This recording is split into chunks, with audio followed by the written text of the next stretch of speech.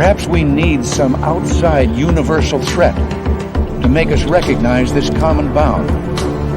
I occasionally think how quickly our differences worldwide would vanish if we were facing an alien threat from outside this world.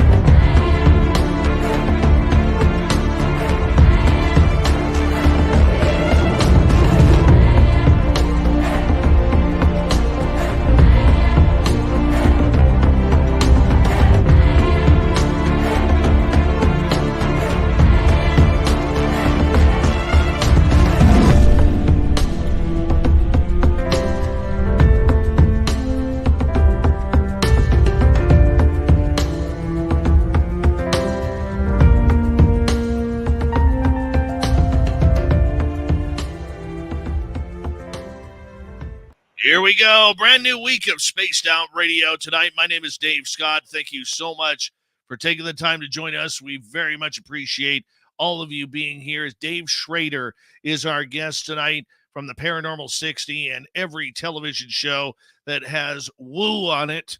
Yeah, he is the king of woo. He is the man of the ghostly hour or two tonight. And we got him tonight. I was just on Dave's show right before this one, and man, we had a good time, so we figured we'd continue it on here tonight. Let's say hello to everyone. Our Dirty Filth will be here for the cartoons, and let's say hello to our medalists tonight. We got Race Fan in the gold medal position, Nightmare with the silver, Ann B taking home a bronze medal, High Penny Van, Roy Boy, Thurston Howell III, how y'all doing? Luscious Jules, good to see you back. Robert Lamoth, Friend of Squirrel, Michael Morris, Brown Dwarf, Kathy Evans, good to have you all here. Hi, Susie B. Pam Harris, nice to see you. Pam Harris will be signing autographs after the show. Line up to the left of the studio, if you don't mind, to the left of the studio. D. Cohen, how you doing, bud? Vash the Impaler, Bigfoot in Germany, what's new? How you been doing? And Jessica Donna Lair, welcome to SOR Chat. We're her two favorite Daves. Thank you. Crystal J, Toe Tag. Markham, how you doing, buddy? Chris 716, good to see you. And sweet Donna Spencer, there she is. Give us a wave if you don't mind. Jack Clark, thank you for joining us. And who else do we have in the chat room? O.B. Flett, he'll be in Vegas, just like all of you.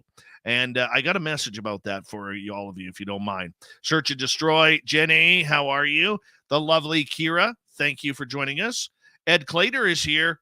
Good to have you back, Ed. As we continue on with roll call, Marty Burback, good to see you. W. David Page and Dirt Road, nice to have you here. As we continue on, Rugged Source, thank you for coming on in. Aunt Edna, good to see you.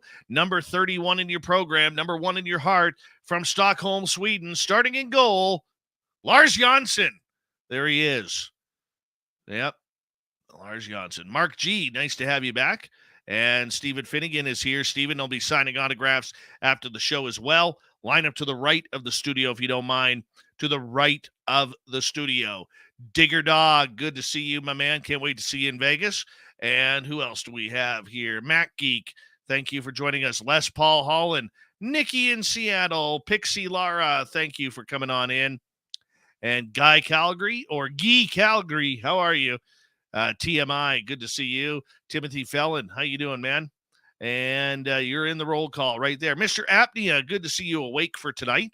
Appreciate that. How you been doing? Haven't seen you in a while. Chillgasm, good to have you back. Serpent, good to see you. And who else do we have here? Joey Zed, thank you for joining us. Christine Lynn, welcome to SOR Chat. Hi, Linda Bennett. Sparkles, how are you? Linda Litanua, I hope I got that right. Lena Litanua, welcome to SOR Chat. And Mary Hirsch, welcome. Chefist and your mustache, two separate entities. Welcome to the show, Chefist and Chefist Mustache. Yeah. Philip Blair, good to see you. And Zen1, Beelzebrad, and Palmer. Doug Shelby is here. The Doug Shelby has arrived. which means we can officially start this show. Let's start the radio side here so we can let Bill WD-40 in to lube us up for tonight's show, because you always want to go in smooth. You know what I'm saying? Gorgeous Larry, nice to see you. Asteroid, Nancy Thames, nice to see you. Evan Walter, good that you're pissed off already. Susan in Indianapolis, welcome. Yogi, welcome to the show. And B, thank you so much for kicking off the Super Chat tonight. Super Chat is a wonderful way to support what we do on this show on a nightly basis. So thank you, Ann. And Winifred Schrader, I know you. You're Dave's wife. YJ, how you doing, man? Good to have you here. Jessica Davenport, good to see you. Philip Blair again. And let's see, who else we have? Eva, good to see you. We got 10 seconds. I'm probably going to have to type in hello to all the rest of you.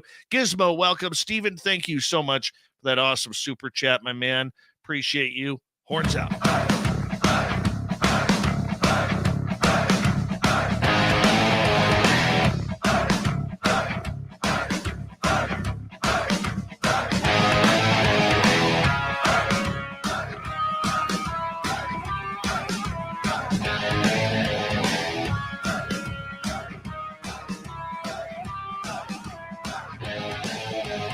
From the mountains of central British Columbia to you listening around the world, this, my friends, is Spaced Out Radio. I am your host, Dave Scott, sitting in the captain's chair of SOR headquarters. We welcome you to tonight's show on our terrestrial affiliates around North America, digitally on Odyssey Radio, TalkStream Live, and KPNL. All of our archives are free. Join us at youtube.com/Spaced Out Radio. Do old Davey the favor, hit that subscribe button.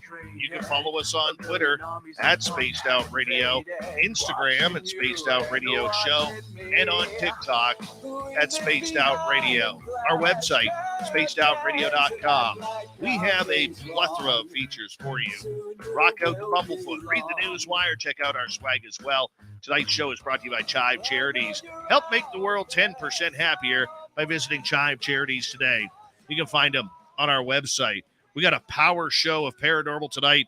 The legendary Dave Schrader returns to Spaced Out Radio. His goatee is looking large and in charge tonight. Believe you me, you'll see it in a moment if you're on our YouTube or Twitch channels. Radio, going to be a little difficult.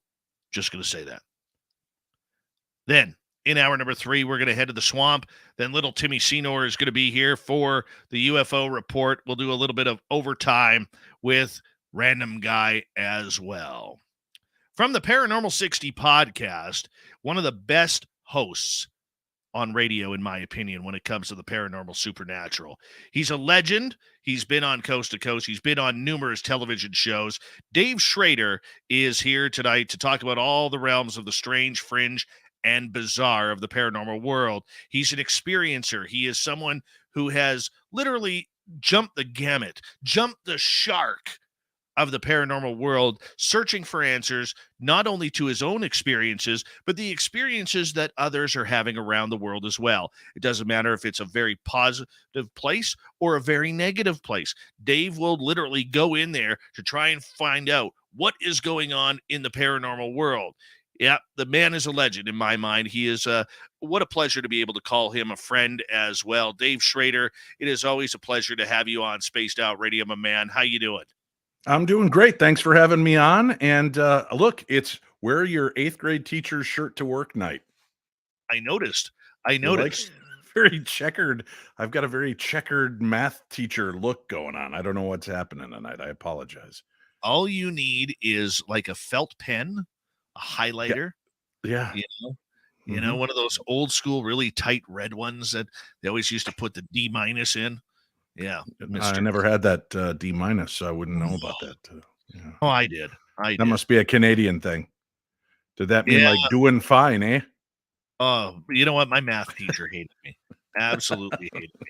You know what? By the way, we should tell our audience that right before this show, I was actually on with you for almost 90 minutes. You only do an hour, but we went almost 90 minutes.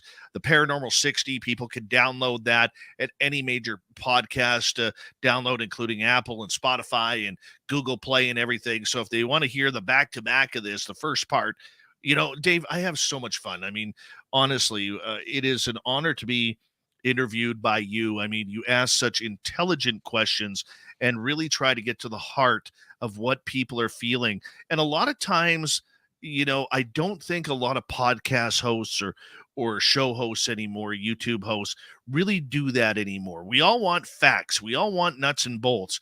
Yet for you and many other people, you understand that this affects people, whether it's a Mhm. ghost, whether it's an alien, whether it's a cryptid. Why is it important for you to bring out that personal side of the experience? Because that's what all of these experiences are. They're personal to people, that many of them started as children having things occur, and it can be an alienating subject. People that have felt this way for years and have even teetered on the brink of suicidal thoughts because they thought they must be crazy. And we give them a portal, a safe place to join us as we explore this unusual world around us, and give them a voice and an ear to a community that evens the playing field. Because truly, Dave, what's beautiful about what we do and talk about is we take every age, gender, financial and fiscal responsibility, all of it, and it flattens the curve, because we're all coming at it from the same point of view. We're all born, we all die, and we're all adventurers in between. So this gives everybody a chance to come together. And I just got back from Savannah, Georgia, and before that, Egypt, where I was on a bus with 30 people that I don't think would have been friends in any other part of their life, but they create a family on these tours and trips with me, and friends and friendships and relationships are made. And I think that's what's important with these kind of shows and live chats like you have and I have on my show, is it gives people a sense of community, and that even though what I experience is weird, there's other people here that have just as weird of stories, or they haven't had the stories happen themselves, but they're open to the concept. And I think that's the great, evening of the playing field, is talking over these type of subjects. And I would sit there and judge in the beginning of my career. I'd be rolling my eyes and shaking my head at some of these stories. And then I just started to realize, why do I have to have a delineation line? When is it okay to believe in ghosts and Bigfoot and aliens, but not fairies and Dune Squatch or Sandfoot, right? Whatever other beings might exist out there. You've got to be open to allow the possibilities. And I'm a big fan of opening the imagination, opening that link between your heart and your head, and just allowing yourself to be filled with imagination and possibilities all the time. I think too that shows like yours and mine, what we really try to express, like you said, is there is a community out there. There is a safe spot for a Mhm, lot of people out there who may not have the understanding that they're not all alone, that they mhm. do have people to talk to. I mean, I think that's important to try and get through to a lot of the audience, because it does. I think you hit the nail on the head. This subject of the paranormal, it's bipartisan. It doesn't care what your sexuality is. It doesn't care what your religion is. It doesn't care your age, what grades you got in school, how much money is in your bank account. If you're a business owner today who's worth millions, or you're somebody struggling to work two jobs just to keep a roof over your head, it doesn't matter. This phenomena really seems to hit home in certain ways. Some people it hits harder. Why do you think that is? Why does this phenomena seem to hit some people very hard, where other people just seem to have one and maybe two experiences and then it's over?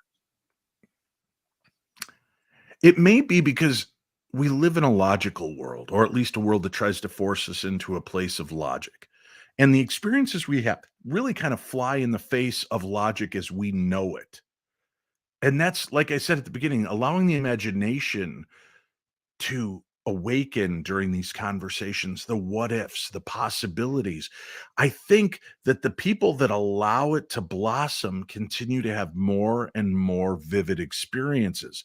Those that force themselves to put things in a compartmentalized box and say, "Oh, okay, I had that experience. It's weird, but that's not me. That's not my world." And a lot of people shut that down. And I've had my own experiences. We just spent 90 minutes talking about your alien abduction scenarios, and there's still more. By the way, folks, if you were listening to both my show and now Dave's show, I'm going to have Dave back again in about a month and a half. We're going to go even deeper into some more of the alien stories that Dave has to share with us. So we're just going to keep teeing it up and coming back together to discuss these things. But when I had my alien encounter, and as I was talking to you tonight on my show, and you talked about the fact of having this reticence to approach closer for fear of what could happen. When I saw my alien ship moment, I ran towards it because the logic part of my brain was saying, this is not real. You have to go debunk this. It looked like an 80s music effect video. And I was sure he was projecting something onto a screen between the trees. So I ran towards it. And as I'm throwing rocks, waiting to hear that brrr off the screen, and it doesn't happen, I settled into the realization. And then the fear washed over me, like that tsunami when the earthquake first hits and the water pulls out, and you stand there and all of a sudden you realize, oh, this is not good. And then you see it coming back at you. That's what I had as I stood there, and I went, that wasn't a projection. That was real. And I'm now here under where I just saw it. And the fear factor and even talking about it, every hair on my arm is standing up because it was a holy beep moment. And I went back still trying to wrap my head around it. And I talked to James Gilliland about what I saw. And he said, oh yeah, it's a half biologic, half machine. That's how it gets between dimensions. And that broke my brain. And I just stood there and I thought, I saw this. What you said just makes sense. But on the other end of the spectrum, it's completely insane. And I beat myself up for months, maybe even years, having a hard time coming to terms that, yes, I did see that. And yes, it's okay to have an experience you can't explain. And that's part of this journey. It really is part of the journey that we are all on, Dave. Do you think you'll ever be done with the journey, or is it just beginning? I mean, because it's so different every day. I think this journey will go from this world to the next, because I do believe I've set it to the point that I will stay to haunt my children and make their lives a living hell, because karma is a bitch and I'm going to prove it to them. So for all the hell they've given me on earth, I will give back to them from the spiritual realm. But I don't know. I think that's the awakening. That's the key. And I think that kind of gives guys like you and I a step forward in the next evolution, is that we're already open to these concepts, so that we will maybe be able to straddle and maybe get the choice to come back as a Venusian or a Martian or a Plutonian, or maybe something from Uranus. I'm not sure, Dave, but I'm open to it. An open Uranus is always a good thing. Right. Yeah. If we're not open to Uranus, we close ourselves down to something that could be potentially life-changing. I agree with you. Dave, out of everything, and we're going to get into a lot of your stories tonight and a lot more about your ET story and everything, but out of everything you've experienced, what's missing on the bucket list of the woo for you? That's a great question. I don't know, Dave. I've seen what I believe to be alien craft. I've seen what I believe to be secret governmental craft. I have had ghost experiences, shadow people experiences. Um, I have seen cryptids. I have had psychic phenomena happen in my life, precognitive moments. I believe I've had angelic encounters. I have manifested. I have set intention and seen it come to fruition. So I don't know. There's that aspect of facing the demonic. I'm not open to that. I don't want to be open to that out of safety for not just myself, but my children. I don't want to have things lash out at my unprotected family because of my decisions. But I also try to, I'm there for people, and I listen to those stories, and I try to give them help and point them in directions. But that's something that I don't necessarily believe is part of my, um, I guess is not really part of my bucket list. I being on board a craft, maybe confronting an alien face to face would be something. Uh, I don't, I guess that would be the last of it for me. Is that I don't know that I need to see a skinwalker in person. I don't need to see. There are some things that you're like, oh, that'd be really cool, but I don't know that I need to see that. I would like more the opportunity to hear from other cultures, leaders, shamans, um, people like that that would relate their stories to me and trust and open up to me to hear those experiences. Does that make sense? That to me is Totally. almost as personal and intimate. I was at a casino in near the Milwaukee area for a conference a number of years ago, and it was late in the night, and a couple of us were just hanging around drinking and talking, and I was sitting next to this gal at the bar, nickel slots, and we were shooting the breeze, and this Native American elder sat on the corner, and he was intently staring at the girl that was next to me and complimented it on her eyes and how almost inhuman they were. And then I said, "Oh, really? Have you ever seen an inhuman to know that?" And he kind of looked up at me and sat back up in his chair, and he goes, "Well, do you believe in the Sasquatch?" And I said, "I do." And he goes, "There are many things I could tell you." And Dave, like that, like the seeing eye in the sky from the casino, which is always watching for people to do the fake slip and fall pranks to sue or are cheating at the tables. There were 4 or 5 security guards that came out of nowhere and surrounded him. And they're like, "Okay, chief, we got to get you to bed. Oh, it's been a long night, and you have to forgive him. He's been drinking." And he just kind of gave me that side eye, and they shut him down. I think he was about to open up to me about something that is very important to their belief system that they're not necessarily open to sharing with everybody, let alone some bonehead sitting at a bar drinking and pushing money into a slot machine. I want to ask you about that because I actually have a lot of First Nations people around my Mhm. area in British Columbia. And I am a firm believer that the reason why mainstream science isn't Mhm. solving any of these issues is because we eliminate people like the First Nations, their legends, their stories that have been passed down generation to generation. Although anecdotal, I think they have a lot of merit into why we aren't solving these mysteries today.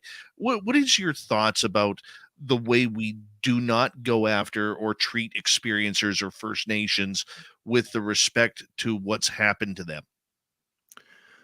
I don't think science accepts it on the face value. I think the testing has been done, the confirmations have been made. This starts to go down a conspiratorial rabbit hole.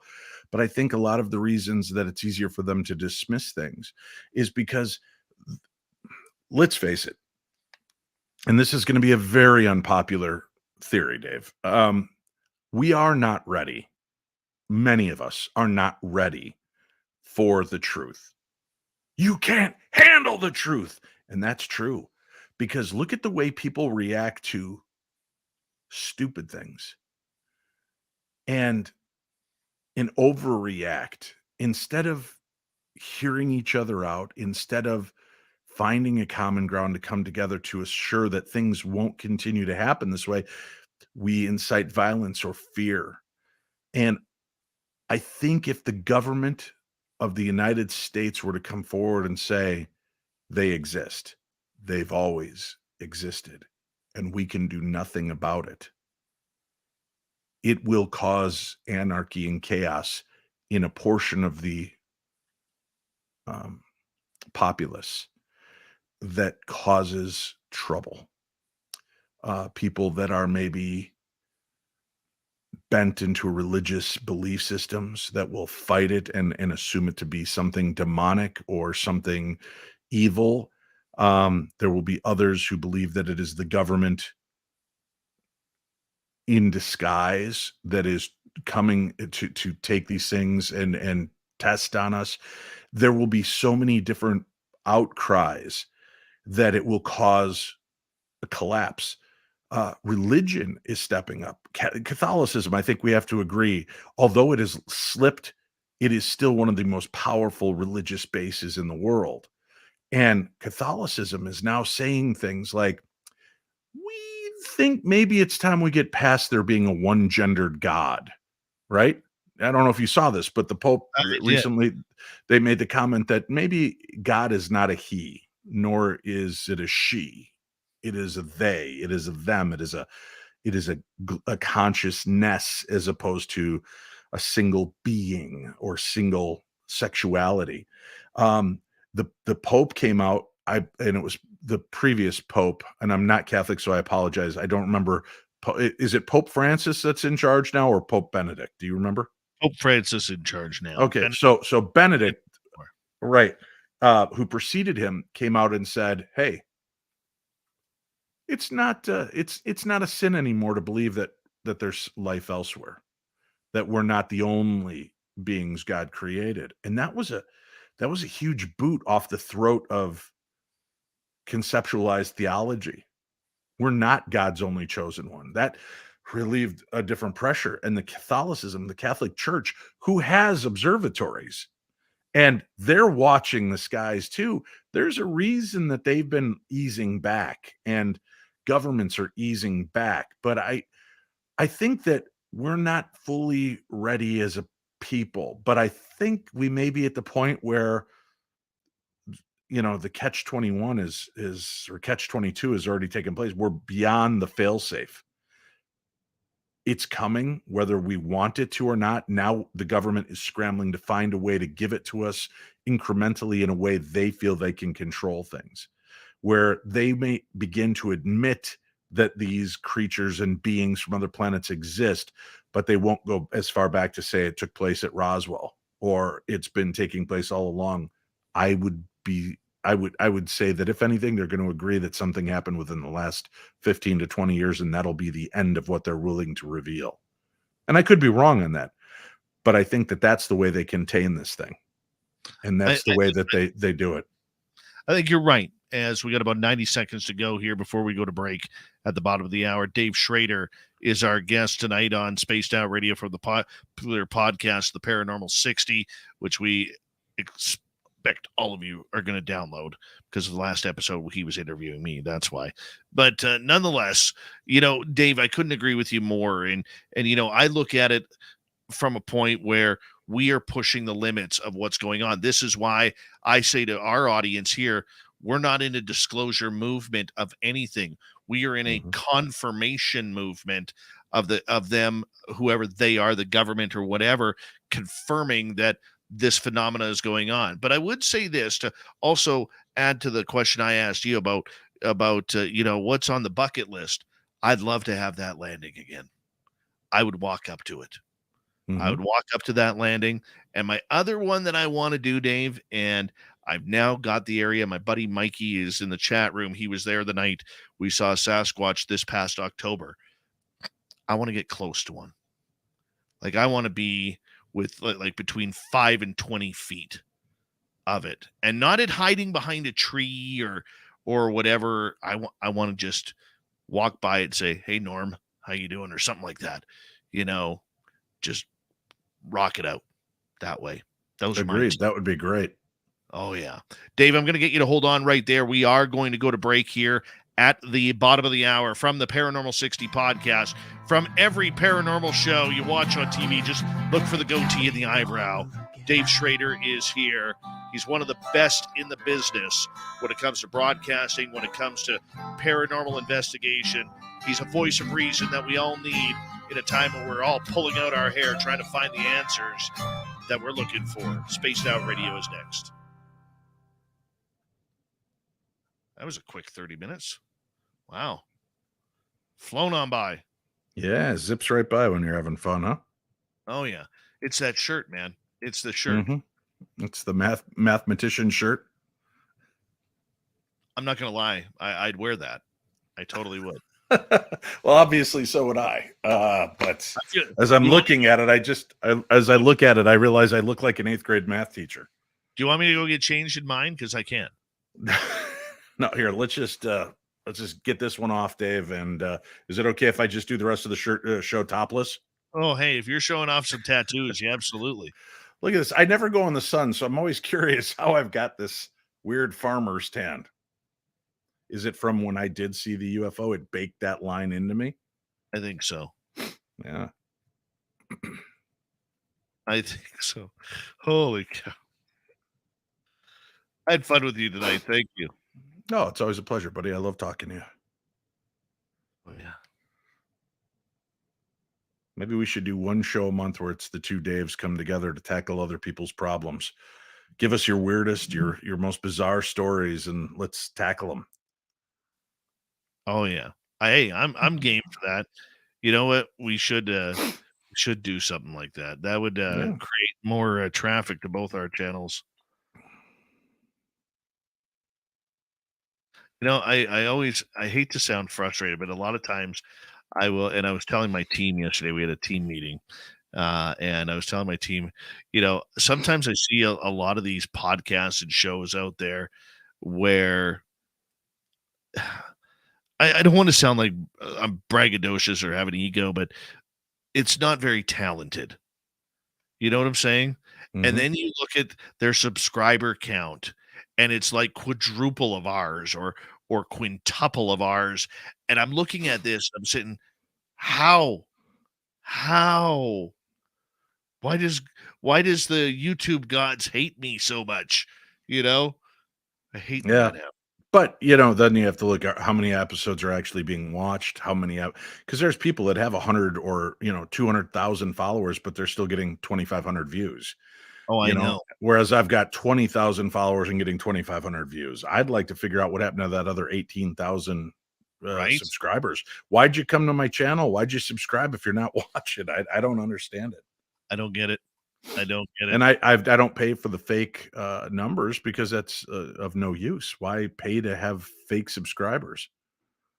Oh, I agree with you there. I got accused of Mhm. that a couple of years ago. I got accused of that.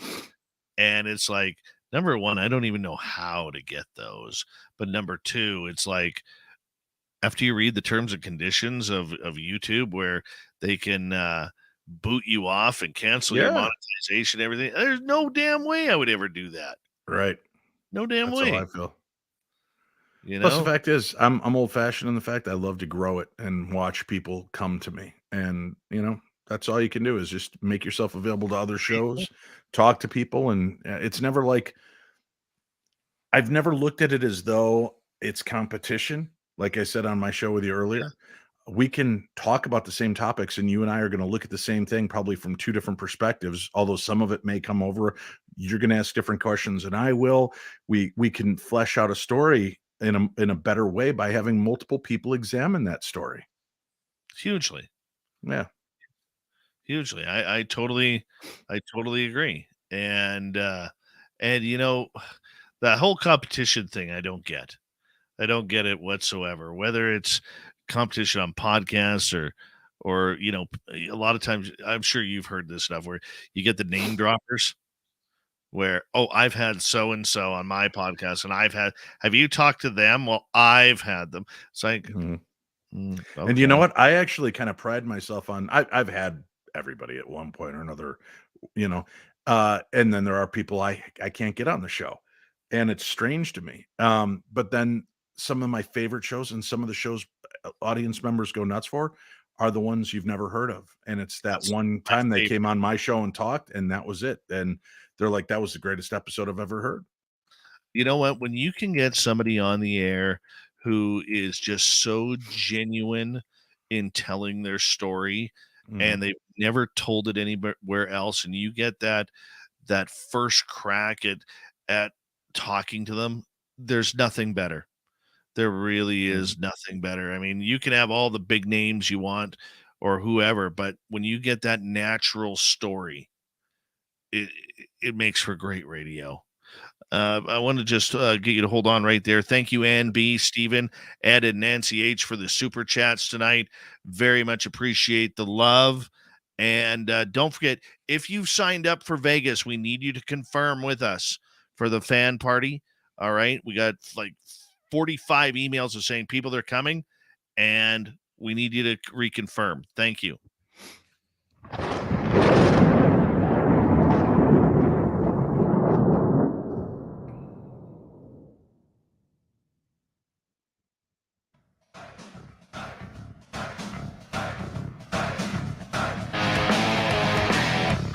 Half hour of Spaced Out Radio is now underway.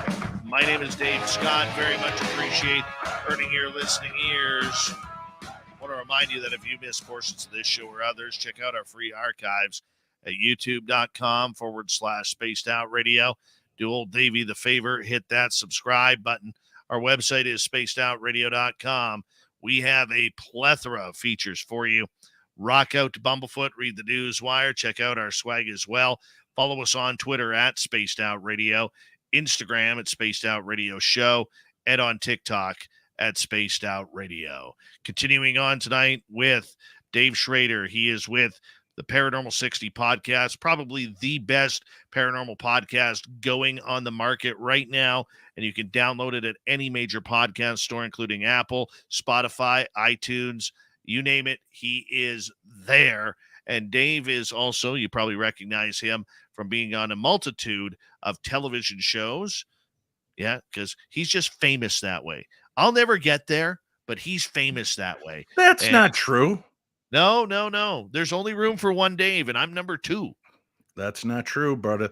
Listen, who'd have thought an overweight 55-year-old bald guy would be on TV and get his own show? And it's happened to me 3 times in my life. So I don't believe that that's it. You just have to set that intention. And Dave Scott, I'm eventually going to bring you in screaming onto some TV program with me. We're going to get out there. Hey, you know what? I would do it. But I'm going to have to wear a girdle, though, so that way it tightens in around here and here. I just got to make sure, that it all works out. Dave, out of everything you have experienced, paranormal, supernatural, you've had good things, you've had bad things, you've had fun times, you've been shoved, you've been kicked, you've been pushed and punched. I understand that. And that's just by my children. Yeah. Just by the children, yeah, and the children. What do you think is your most memorable experience that maybe you haven't shared? We all have our favorite stories, but every time I don't know about you, but every time I do an interview like you were interviewing me earlier, I always get that thought, well, darn it, I should have mentioned this one because that's a real good one. I never talk about that one. What's that story for you? I've been sitting, putting pen to paper over the last year and a half here, writing my stories. And I look at it, I'm like, oh, I've shared that story and this story, and I've shared that story. So I guess here's one I haven't really talked about much. And maybe you'll find some interest in. The UFO encounter I had in Trout Lake, Washington took place in October of 2006. And I saw these things in the sky. I was witness to the strangeness of them. And I was an active participant in sky watching. So I was watching them. He told me, James Gilliland, the owner of Issetti Ranch, he said, and now that they know you're watching, they'll be watching you. Oh, that's interesting. I go back to my hotel room in Trout Lake, the Trout Lake Hotel, beautiful little like cabin-y looking hotel. And I'm a paranoid guy, so I always shut the door, lock it, bolt it, and then put the chain on. And I wake up in the middle of the night to something moving in my room, and I hear footsteps, and then I hear my bedroom door open and shut, and I can see the light from outside, and the door shuts. And I'm like, what the and I get out of bed, and you got that fight or flight. I'm in my underwear. I'm in a foreign place, not sure what to do. You're so vulnerable and exposed, and I'm literally like, what just and I go, and the chain is swinging back and forth on the door. There's no forced in entry, but something got in my room. Something was observing me as I slept. And I don't really talk about that aspect because that to me always felt like the woo. Okay, we'll go along with you on your ride, Dave, that you saw something in the sky because that mean, anything that you don't identify is unidentified. So big deal. You saw a light in the sky you think was an alien craft, but there's still wiggle room. But now if something was in your room with you and it ran out when you woke up, that level sometimes brings people to the sure, Dave, right? And it starts making people question your authenticity and sincerity. Uh, so that I'm a little bit more protective of. Now, could it mean that somebody came in another way that I didn't know about, and then they just ran out and opened up the chain? But I didn't hear the chain open and the lock switch or anything happen. It just I just saw it running when David's home, he sends me to check it out. Well, yeah, I mean, it only makes sense. What evildoer is going to hurt her? She's petite and cute. They see me, they're going to clear me out of the way. Her, they might be like, if it's an alien or Bigfoot who's just broken in, they're going to, oh, look at her, she's cute, and just leave her alone. Me, they're going to take me and feast on me some point, I know that feeling. I know that feeling. That's why I don't do the ocean. Because I know there's a shark out there just waiting to, treat me like a meal. That's You're it. right. I'm not a big fan of the ocean either. There's Yeah. too many things that want to eat you and hurt you out there. Oh yeah. I've See, people like your wife Winnie, they don't have that problem because they're so tiny. right. There's no problems there. It's like I don't want that. Bring the walrus over. Yeah, I've always joked about the fact that I'm no hero when it comes to strange stuff at home. Go check it out. You go check it out. I'm tired. I'm the breadwinner. I can't be the one to go. Who's going to pay for the kids' college? You go check it out, right? So she smacks me and goes and checks it out because she's more masculine than I am in some cases. So there's that. But I'm open to it. I'm willing to share that element. There's, you know, the things I told you about, I've had these encounters I put into the realm of angelic. Um, and although I've talked about this story, I'll give you kind of a little run of interesting moments. And I talk about this now because now more than ever, I'm hearing from people that are on a dark passage and they're maybe questioning life and living. Depression is very real. Anxiety is very real. We've come off a very rough 2 to 3 years in our world, and people just don't know where they fit anymore. When I was a teenager, of course, I had the breakup with my first true love, and there was a fallout with my group of friends, and I found myself at this nexus point, this fork in the road I'd never gone down before. And when you're in that place as a teenager, even as an adult, it's a very egocentric place. It's a place where you feel like I'm the only one that's ever felt this kind of pain. Nobody could ever possibly know. And I just decided, even though I'd had a lifelong fear up till that point of death, I just decided it was probably better if I went and I attempted to kill myself. And put the gun in my mouth and pulled the trigger, and nothing happened. And the safety was off, the gun was loaded, the slide had been pulled, the bullet was in the chamber, and I pulled the trigger and it cracked and nothing happened again. And I was like, what the flip? I can't even do this right. And then I saw my dad's headlights pan into the bedroom. And I thought I could pull the trigger one more time, but that's not fair to him to hear that and know he was off by 10 seconds. I just couldn't do that. So I put the gun away and I went downstairs. And this is relevant because I just came back from a concert last night and it puts me back in that mindset. So I go downstairs into my darkened bedroom basement and turn on the radio, put on my headphones, plug in.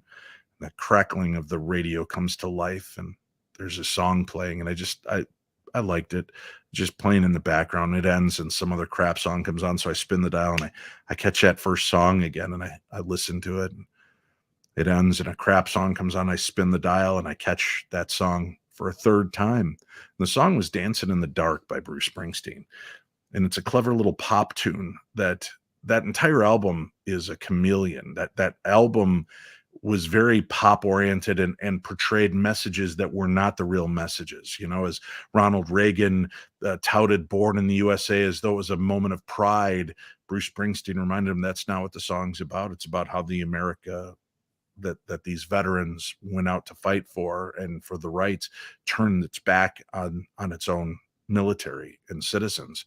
And there were all of these songs in this delightful little pop tune called "Dancing in the Dark," which you don't really pay attention to the lyrics. And it was around the third time as I'm listening to this, Dave, and I felt as like hands had been lifted off my ears, and then the words began to spill into my head for the first time I could hear the words.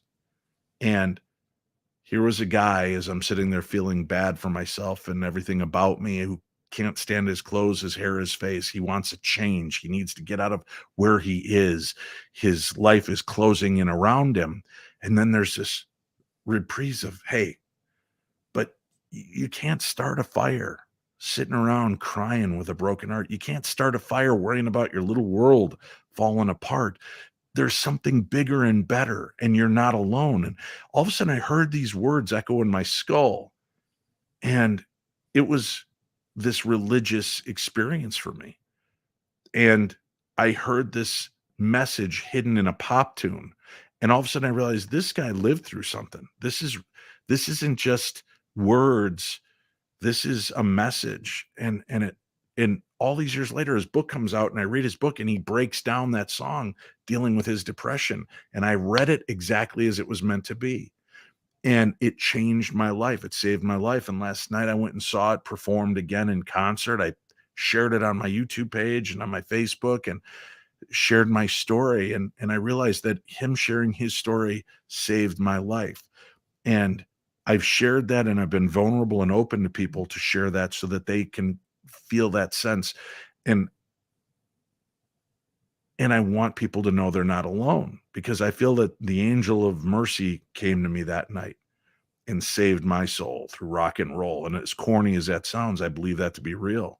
And I've had multiple experiences where I'm here for a reason. And I don't mean that to sound egocentric, but I've been reminded of that time after time, from going to college after leaving high school in 1985 and finding out I'm going to be a father in 88, and wayward with no focus. I decide I'm going to go to college, and I pass my ACTs, and I have to go to college to take the final tests to see if I can get accepted. And on my way there, with the little money I had scraped up, my car breaks down and I pull off on an exit, and I'm not a car guy, and I've got a 69 Plymouth Fury 3 I know nothing about. And I look under the hood and there's just steam coming up. And I stood there and I thought, good Lord, I'm never going to get there in time to do that test tomorrow. My future is done. And out of the woods comes Jesus Christ himself, this hippie beard, long brown hair, sandaled feet, comes walking up to me. And he's got this beat up car. And he goes, hey, man, what's going on? I tell him what's going on. And he goes, let me look. And he goes, oh, look, it's your Gazoinenplatte. It blew. And let me check something. He goes and he comes out with this rusty old toolbox, and he opens it up, and there's a little baggie inside there. In that baggie is the Gazoinenplatte I needed. I don't know what car parts are, Dave, so that's why I call it that. Me either. It's making sense to me. And he takes out this part and he removes the broken one, and he puts this fitted rubber cap over, and he says, let this cool down for another half an hour, and then go pump water into this jug and pour it into your radiator, and it's going to get you there and get you home. And I thought, okay. And then he goes, so what are you going to do for me? And I'm like, oh God, I'm at a rest stop, and there is a dirty, homelessly Jesus looking guy who now wants to exchange sexual favors for a rubber cap. And I said, I don't know. I said, I don't have money. The money I have is to get me to college, to take my test, and drive home. And he goes, I don't want your money. And then I was like, oh no, this is going to go horribly wrong. And I go, what do you want? And he goes, I want you to do right by somebody else and expect nothing in exchange, just like this moment. And then he smiled and put his toolbox in his car, shut the back, and disappeared into the woods again. And crazy moment, right? But where did this come from? I go to college.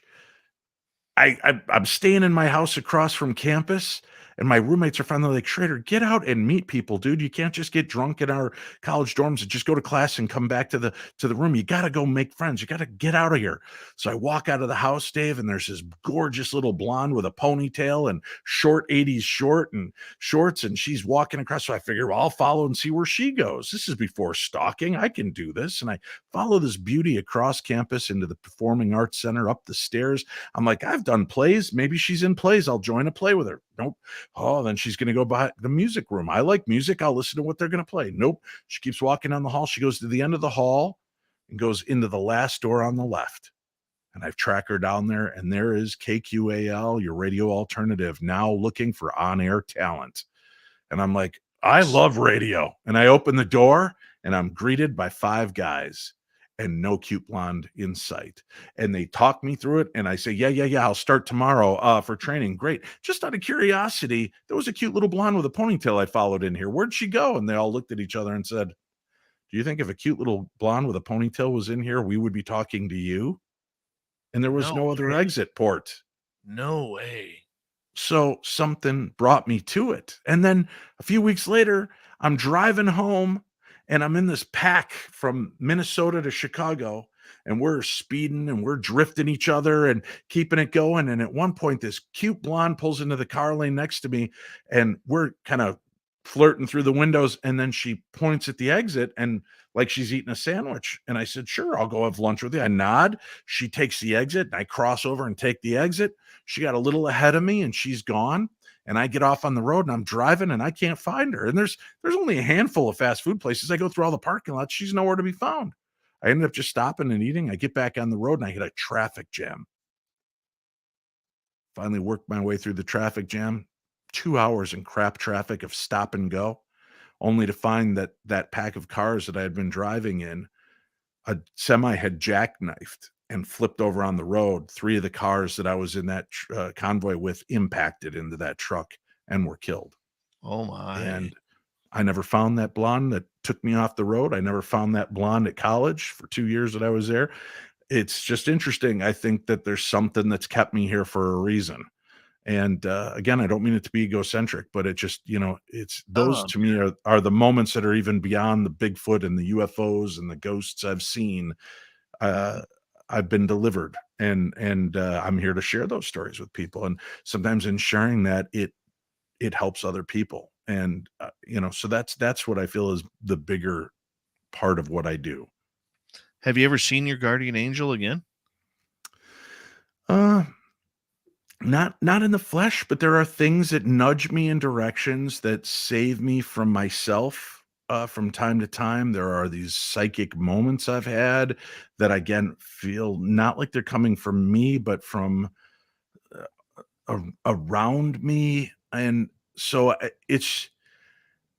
I feel like it's gone beyond needing to be a cute little blonde with a ponytail into a knowing.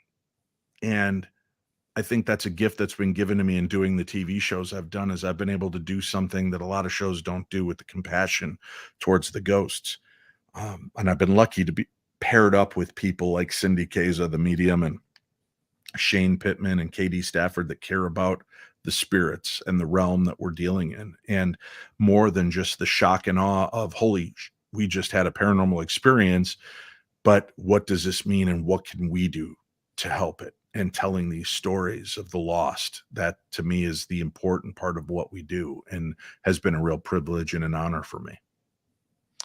For a lot of people, they don't pick up the signs, Dave. Mm-hmm. I've had a couple of really deep signs myself. I remember I almost died a couple of times ATVing, and I was never injured, and I walked away from both of them. It's funny. My wife always used to, when we go ATV riding, she always used to tailgate me. And then all of a sudden at the end, I'd get the bump and it'd be like, come on, And this one time I'm climbing this hill, but my machine is having a gas problem. It had air in the tank. And so I'm pushing up this hill where literally the drop is about 2 feet to my left or to my right, and it is steep down. And all of a sudden, this air starts getting into my gas chamber, and my bike starts lifting up, and I start rolling backwards at the same time because I have no power, and I'm just trying to keep my bike straight. And I hit something, and I yell at my wife who's behind me. I said, "Get out of the way! Stop tailgating me! I'm about to flip this." Right? And my buddy runs over. We put the machine down. I turn and I look, or my wife says, "I wasn't tailgating you." I look, and she's 10 feet behind me. I hit something. Something stopped my bike or my ATV. Don't know what it was. I hit something, though. Don't get it. And then the second time, I hadn't ridden all winter, wanted to go ride. And the entire time I was going up to that mountain, I had this little voice inside of me saying, "Don't ride. Turn around. It's not a good day to ride. Not a good day." And I brushed it off because, dude, it was a 70-degree day in the middle of spring. Not a cloud in the sky. The trails are dry. Let's go for a ride. Get up on the mountain, 10 minutes, 15 minutes into our ride. I hit a washout at 5 miles an hour. And my tires kick into the deepest part. I hit a rock. My tires turn into the deepest part of the washout. My bike comes up, flips over top of me, and rolls down an embankment 250 feet, destroying my ATV. Jeez. Gotta listen. You gotta listen to that voice. 2.5 minutes before we gotta go to break. Well, let me say something to you, Dave, then, right? I think you did die. I think I've died repeatedly in these moments. I think that the lives that we're allowed to live, if you look at the biblical stories, we're supposed to have these long, expansive runs, and most people don't get there, but not in a linear fashion. I look at it as like a step. I think in those moments where you and I have faced death, we probably stopped and our consciousness just rolled over into the next universe, the next parallel. And we'll continue on that journey until that moment, and it'll jump again, which may be an explanation for things like the Mandela effect, is that we do have these slightly altered memories from worlds that don't exist because our consciousness did at one point exist in a realm where things were just subtly different. And that may be why we have these memories. And I've talked to people that have had these same type of experiences, that have had similar memories, and they can pretty much pinpoint different points in their life that almost align with mine in the same years for these near-death experiences that maybe their consciousness hopped over. So it's a fascinating thing to consider, to even think about, that we are more than just the one life we live. We are more than just the one thing we do, and we have to be aware of it and open to all of it. Oh, very much so. And I've never really looked at it at that idea because, I've looked into, David Politis with Missing 411. And I think a lot of those people who've gone missing have walked through a portal where on the other side, everything is the same, except here they're gone for good. And I'm wondering if that's kind of the same thing. Wouldn't it be fascinating to be able to go to places that are known for these disappearances and go back in their histories to see if there have been people that have shown up that they may have put into lunatic asylums that were claiming, they vanished in 2007, but in 1938, this guy came out of the woods dressed strangely, talking about cars and planes and rocket ships to the moon, and they put him away. And it would be interesting to see if those people do exist in our timeline, but were put away as nuts, and they just were put in a different era. If we could track that, man. Oh, there's got to be a way. I've been dying to start examining these concepts, or at least look on ley lines where there are these portals that people vanish. Maybe they're popping up in other parts of the world. Let's talk about that when we come back from the Paranormal 60 and television paranormal shows. Dave Schrader is here tonight on Space Out Radio. We got it for another hour here on the Mighty SOR. More weird, strange paranormal tales, stories, and thoughts right after this. Davey, we got about 6 minutes here. Sure. I'm going to take a quick break here. We're going to bring up Dirty Filth. Do you want to go in the green room or do you want to hang out with Filthy here? Throw me in the green room and I'm going to go hit the restroom real quick myself. All right. We'll be right back. Dirty, it's all on you, man. Tell us about how awesome it is. I can't wait. I just ordered your book, buddy. Ooh, thanks, Dave. Bring it to Vegas. I'll vandalize it. I hope so. I will. With that kind of attitude, you get a vandalized book.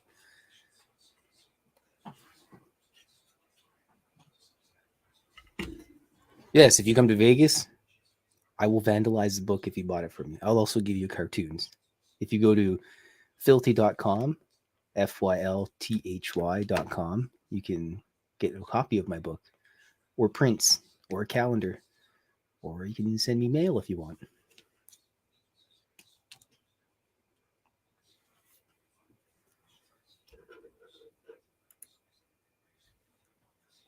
V is for Vegas.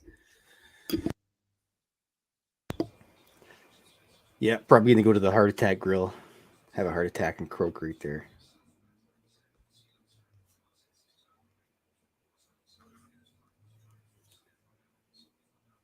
I'll be drawing cartoons in between when they do the little switcheroo as well in Vegas, in between the different shows. So if you're there, you come and harass me and get me off my game, and I'll just have to yell at you, and my cartoon will look terrible. And thanks, local boy.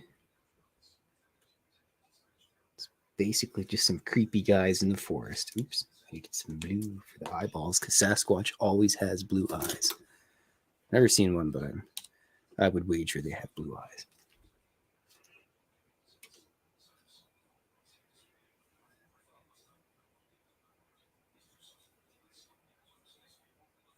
Yeah, Pixie. All the shindigs going down at the Golden Nugget. The Golden Booger. I've rented a couple boxes just off Fremont Street. That's where I'm gonna just stay there. Nice quiet. Put my hat outside there. Maybe people will throw change for me too as well. I'm like, oh, look at that guy. He needs money.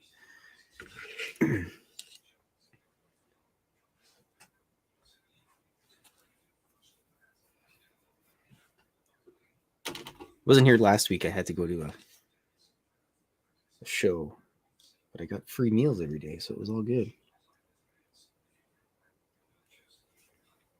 Wish I could say something cool like I was abducted by aliens or something, but it wasn't the case.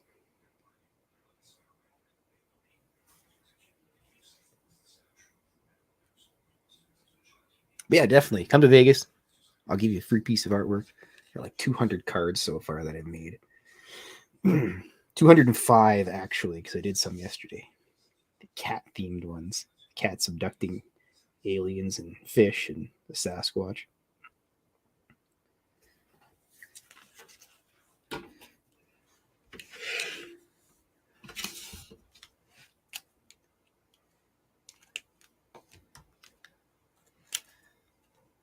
Sally, it's the thing that I've been good at my entire life.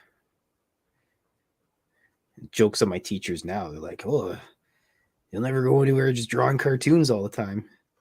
All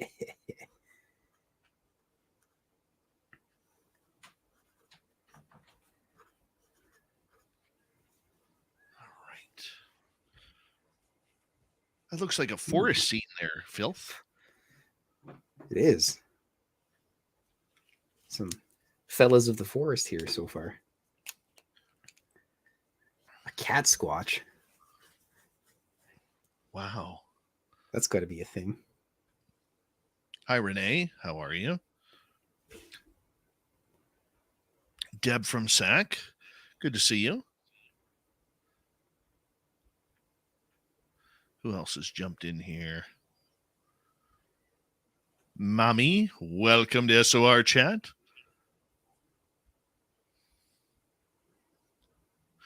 Filth, I just need to borrow a little bit of time here. For our Vegas event, May 19th through 21st at the Golden Nugget in Las Vegas, we got a bunch of people who have emailed in saying we want tickets. We've sent an email out, and you may not have got it. Hopefully you did. We need you to respond back to info@spacedoutradio.com. We got to get the VIP tickets counted up because we got to know how much swag we're bringing down for all of you. Need to know. So if you could email Kat at info@spacedoutradio.com and confirm your tickets and your payment and everything like that. We want to make sure that everybody gets a swag that wants swag, and we got to get our numbers in for Vegas. So if you could, I would really appreciate it. Hey there, Super Quest, how you doing? And we got some great people coming, guys. Geraldine Orozco is going to be there. Science Bob, Dirty Filth's going to be there. Random Guy is going to be there. We got a ton of guests. Melinda Leslie, Lorian Fenton, Walter Bosley's looking at coming. Same as Matt Ford. They're looking at coming. Oh gosh, ton of people coming. Crypto Guru's coming. Carter Bouchard's coming. Our team is going to be there. We all want you there. So if you want to come, get your VIP tickets before April 1st, just like the ticker says below at info@spacedoutradio.com. And I want to say thank you to Ann B, Stephen in the UK, Ed, Clater, Nancy H, and Kira for the amazing super chats. Greatly appreciate it. Here comes hour 2. You're listening to Spaced Out Radio with Dave Scott. Follow Dave on Twitter at Spaced Out Radio and on Facebook, Spaced Out Radio Show. Hour number 2 of Spaced Out Radio is now underway. Thank you so much for joining us. My name is Dave Scott. Very much appreciate earning your listening ears wherever you are on this beautiful planet we call Earth. Hello to everyone listening in on our terrestrial affiliates around North America, digitally on Odyssey Radio, TalkStream Live, KPNL. All of our archives are free. Join us at youtube.com/Spaced Out Radio. Do old Davey the favor, hit that subscribe button. The Desert Clam has set the password for tonight. The SOR Space Travelers Club. Nepenthe. Nepenthe is your password. Use it wisely, Space Travelers, as the Clam sets the password each and every night right here on Spaced Out Radio. Our website is spacedoutradio.com. We have a plethora of features for you. Rock out to Bumblefoot, read the news wire, check out our swag as well. Follow us on Twitter at Spaced Out Radio, Instagram at Spaced Out Radio Show, and on TikTok at Spaced Out Radio. Hour number 2 with the man, the myth, the paranormal legend, Dave Schrader from the Paranormal 60 and many major television shows regarding everything paranormal. And you got a cat with you now, Dave. Yes, this is Mr. Mittens. He is here to rule the earth and is demanding restitution and payment for our messing up the planet that he decided to poop into most often. Oh, yeah. Look at Lord and Master. No. Yep. Just let him go. We are cat fans around here. We are cat fans. So, the fact that he makes you bow to him each and every morning is good for us. Good for my world. honor. Yeah. Yeah. I got 3 cats in my house. 2 can't stand me. I've always been nice to them, but they just can't stand me. That's just cats for you in general, right? Oh, yeah. I hear They're you. finicky. They're finicky. He's the only cat that's had a paranormal experience with me, though. I had a strange haunted doll that was gifted to me from Old South Pittsburgh Hospital in Tennessee, I believe. And they had given me this when I filmed the series there called Paranormal Challenge with Zach Baggins. And I put it in my closet at home, and it was on a shelf. And the only other thing on the shelf was this antique washboard. And I put it up in there. And one night I heard this wham, and I opened up the closet door, and this washboard had been thrown across my closet and broke on the ground. And the only thing sitting on that shelf was the doll. Well, of course, logic tells you it just must have fallen off and slid or something. I couldn't believe that it was a haunted doll, whatever. But the one night I'm laying there watching TV and my cat's looking into my closet, tipping his head back and forth, and then he goes into the closet and then comes back out of the closet, only in the air and backwards. Like somebody had picked him up underneath his front paws and threw him out of the closet. And No that cat way. hit the ground and looked at that closet and took off and didn't come into my room for months. No kid. I wouldn't either. Yeah. Very strange. So he's the only paranormal cat I've got so far. The other ones we've got 4 cats and a stupid pit bull named Hans Holzer Schrader. I named my dogs too.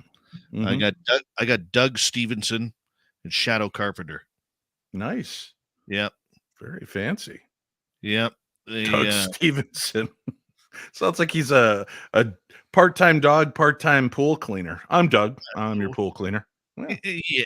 Yeah, he's got a real surfer dude type of attitude.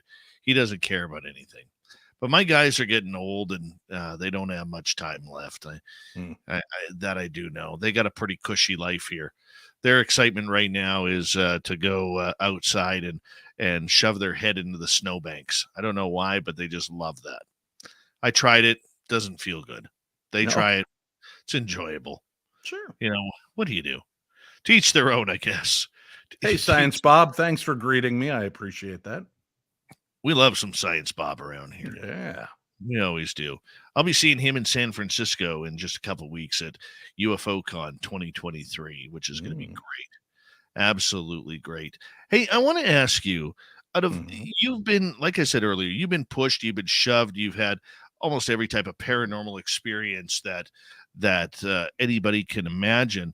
Mm-hmm. Is there anything that has happened to you that to this day really, really just puts a shiver down your spine? Yeah. Oh boy, this is a tough one. So,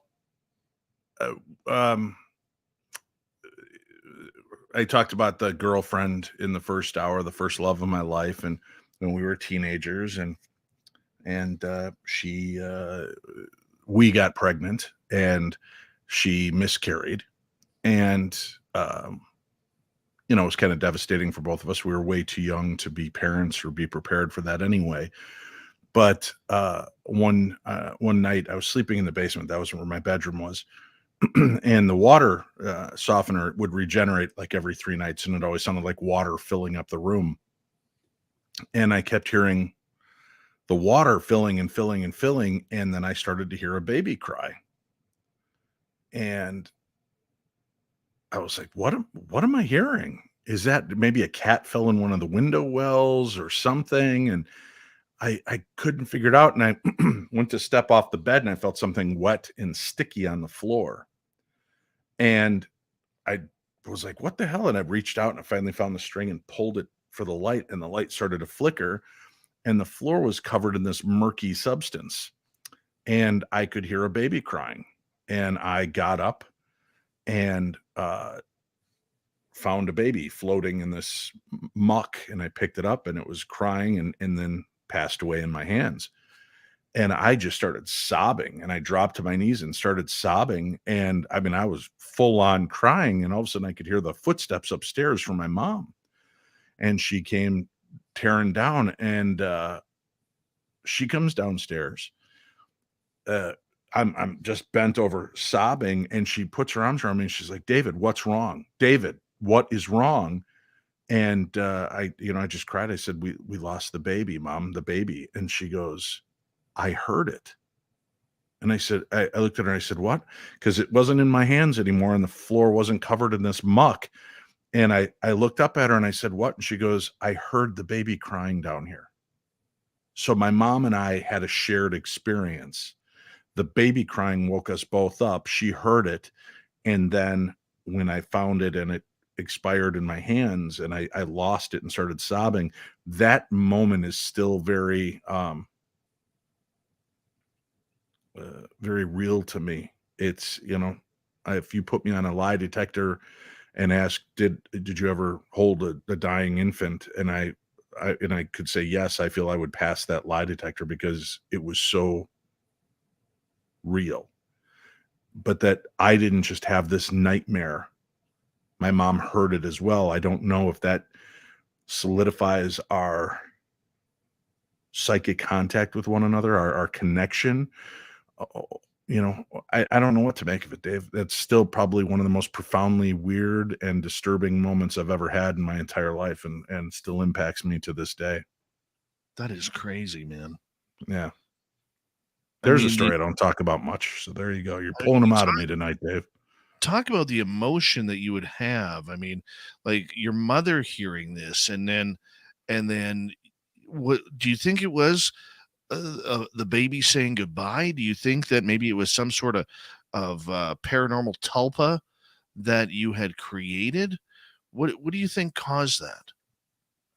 Maybe the tulpa angle is more believable. I don't know.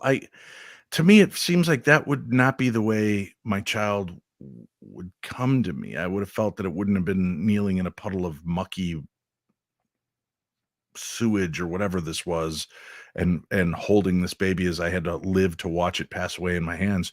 That to me doesn't feel like a gift that a spirit would give you. This felt just vile and horrific. So I don't know if it was something darker, my own psyche projecting this, and because of the closeness I had with my mother, she picked up on it as well. And to give you kind of an example, and then in 1988, when I became a father for the first time, my son was due in February, and I came back home on New Year's Eve, January 1st, 1988, after having stayed sober cab, driving my friends home all night, making sure they get home safely. Every time I passed my street, I had these horrible visions of my mom being pulled out in an ambulance. And so bad, I had to drive up and down the street a few times while doing these safe passage runs. And there was never anything wrong. And I was supposed to spend the night at my final friend's house, and I got in and settled down with him about 1:30, 2:00. And then I'm like, dude, I got to go home. I don't feel right. Something's wrong. I just want to go home. All right. So I drove home, went into my house, and my mom came out, one eye open, squinting at me because of the light, her hair all crazy. And she's like, "Are you okay?" I said, "Yeah, I stayed sober cab. I'm just going to have a sip of soda and then go to bed." She goes, "I'm going to go to the bathroom. I'll come out and have a cigarette. We could talk." I said, "Okay." And she turned around and fell into a full grand mal seizure, and right in front of me. And it was a comedy of errors from that point forward. My dad and I were not prepared for, and just made complete Abbott and Costello bubbling buffoonery out of what we were trying to do to help my mom. She finally came to, and everything was fine. But it's strange that all night I had this sense something was wrong, and I was there and was with my mom. So there was this. I definitely believe in a psychic connection with my mom while she was alive, and there were many times that things would happen. Nothing quite as profound as those two moments, but there were other times we just had that knowing. Yeah, that intuition part. I mean, I know you're very big on intuition, and Mhm. and many others are out there. Have you ever had a situation where you've made predictions, or you just woke up in the middle of something, and maybe it's good, maybe it's bad, where you just woke up and the next thing you know, there it is, it's happened? Uh, a few times in life, things have struck me. I know, um, and this is tough because I know my wife's listening as well. But we had visited with her father, and Father's Day was coming up, and I said, "You need to make time for your dad. He's not going to be with us long. There's something wrong." And it's not a big stretch. The guy had a couple of strokes and a couple of heart attacks over the last decade, but there was just something off. And so we had him out for Father's Day and had a delightful time together, and it was really great and everything. And uh, shortly after then, I got a call while I was out on the road, and my wife had talked to her father at bedtime. He said, "All right, I got to go take the dog out for a walk. I love you." And they hung up the phone, and he stepped outside and suffered a massive heart attack and died that night. Um, so it was, I knew it was coming. I'm glad I pushed her to make sure that we made plans with her father for Father's Day, because it just, something told me this is going to be one of the last times you get to see him. And that was tough. She'd already lost her mom a few years earlier, and now her father. So, it's, it's strange. Those are kind of the moments you don't want, but it's also like, I'm glad I had that feeling so that we got those last stolen moments together. It makes me wish that I had been more intuitive to my mom when she was ill. I knew when something was wrong, but I think I buried my head in the sand for a long time, not wanting to accept the reality of it. And I wish I would have spent more time, as we all do. But yeah, there's been times like that where I've had a knowing, and was there really a girl in a car next to me that signaled me to go off the road, like we talked about in the first hour, or was that a projection of my own mind getting me out of that trouble? I don't know. Same with the cute blonde that walked me right to the performing arts building, right to the radio station that started my lifelong fascination with radio. I'd loved it my whole childhood and always wanted to do radio. Something literally delivered me to that door, and nobody else saw her. So was it a projection from inside my own mind, or was it an angel? Was it, are they two different things? I don't know. It's weird how it works, Dave, because a few months ago my mom was very much sick, and I had to cancel a few shows in order to go be with my mom, because we were told, when you get that phone call that this is it, you got to run. You have to run. And we got down there, and my mom looked like hell. Like I'd never seen my mom. It looked like she was starting to make peace. And as we walk in the door to her hospital room, I don't know if the rest of my family picked up on this, because they're not really spiritual type people. My son goes running into the room, and he goes, "Hi, Grandma. I'm so excited to see you. I love you, and I've missed you." And he climbs right up onto my mom's bed. And my mom immediately cuddles him. And all of a sudden, she starts this recovery from literally, we need to have the talk and start funeral preparations, because she could go at any minute, to all of a sudden my son doing this. And now she's in a home now, but she is, she's eating on her own. She's starting to walk on her own. She could use the bathroom on her own again. I mean, like, we're like Phil, how many? You're like a cat, right? Mom's name is Phyllis, so we call her Phil. Okay, we're like, Phil, you're like a cat. How many lives do you have left? This is like the 6th or 7th time you've been on the deathbed here, and you keep going. And I'm happy and I'm fortunate about that. Right. But I often wonder, because when you interviewed me a couple months ago, and I was telling you the story about the angel of death in her, she would have never met my son. The day my mother, and this is stuff my audience doesn't even know. My mother, when my son was born, she could barely lift a fork. That's how weak she was. Like, she struggled to lift a fork or a drinking glass. The minute my son was born, my mom must have, I don't know, hit the gym or something and started doing push-ups and sit-ups, and because she's carrying my son all over the place like he's nothing, right? Like she's been doing it all along. And then all of a sudden this happens with my boy again. So I'm just wondering, like, what's that connection? That's where my mind goes. What is that connection that we're missing here? My aunt had wanted a child very much. I was, I was her de facto son. My mom was alive, of course, and everything, but my aunt wanted her own child, and they tried everything. You couldn't get pregnant.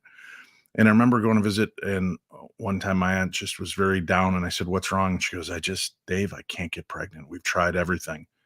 And I looked up, and then I looked at her, and I said, "Oh, you're going to be pregnant in the next couple of months, and it's going to be a little boy. Everything's going to be fine." And she started crying. She's like, "Don't say that. don't say that. And I go, no, that's what's going to happen. You're going to be pregnant. It's going to be a little boy. You're going to be fine. And she was like almost mad at me for building any kind of hope. And 2 months later, she found out she was pregnant. And 9 months later, my cousin Kyle was born. So there was that just knowing. And then another time that really kind of strikes me. Do we have enough time for a minute or two here? Or do we need to go to break? We got 4.5 minutes. We got lots of time. It was 1990. And my mom and I were planning on going to visit my grandfather. My son is named after my grandfather. And we were going to go out there for Easter in April. And that was our plan. And then all of a sudden, something hit me. And I said, Mom, why wait? Why wait till Easter? Let's go now and visit him. You know, Cliff, my son just turned 2. And let's go see Grandpa now. And she said, okay, all right, sure. And she got the time off, and we drove to go visit my grandfather, and we spent 4 or 5 days with my grandfather and had a remarkable time, lovely time. And we returned home, and 3 days later, my grandfather went into the hospital and never came out. He just everything started shutting down. Turned out that he was completely filled with cancer and had hidden it from us. We went there, spent the time with him. It was like nothing was wrong. There was only one moment, and that was when he got down on his knees to play catch with my son, that I saw him wince in pain. But we have bad knees notoriously in my family, so I just assumed that it was his bad knee acting up, and he got up in his chair.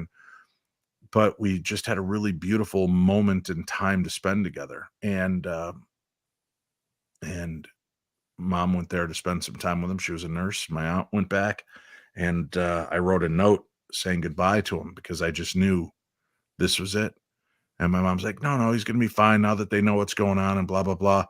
And she suddenly, they called me and they're like, we lost him last night. And my grandfather, every night when they would come in to visit him and spend time with him and do stuff. All right, I'll see you tomorrow, kid. I'll see you tomorrow. And then that last night he gave him a kiss and he said, I love you. Goodbye.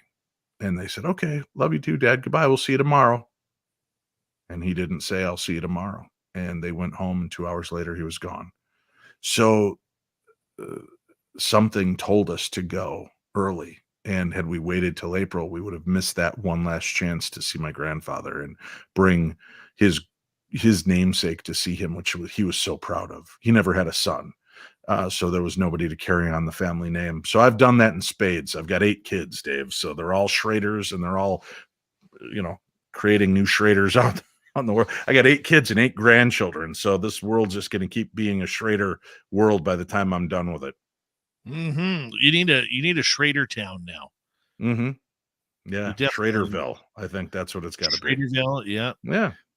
With a minor league baseball team called the Ghosts or something like that. Yes. The Schraderville Ghosts. That's actually a catchy name. It is. We need to patent that. Okay. Let's get somebody out there that has some artistic skills. If only we knew who that could be, that could create a Schraderville Ghosts baseball team logo for us. If you could think of an artist that could do that, let me know. You know what? They're tough to find.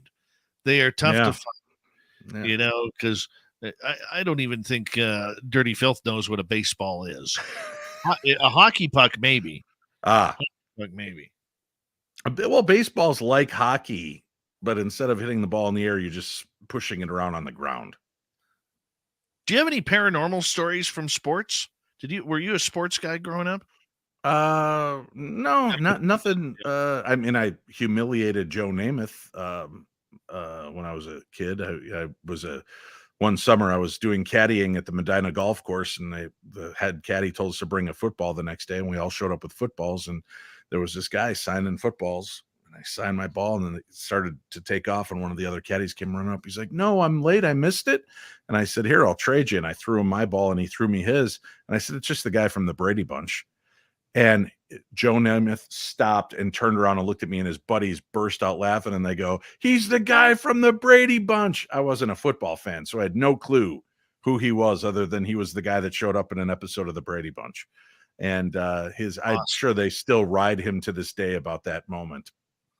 Wouldn't surprise me. David, we got you for another 30 minutes here on Spaced Out Radio. Dave Schrader let's get from weird. the Paranormal 60. This is the podcast you want to listen to for all things paranormal, supernatural.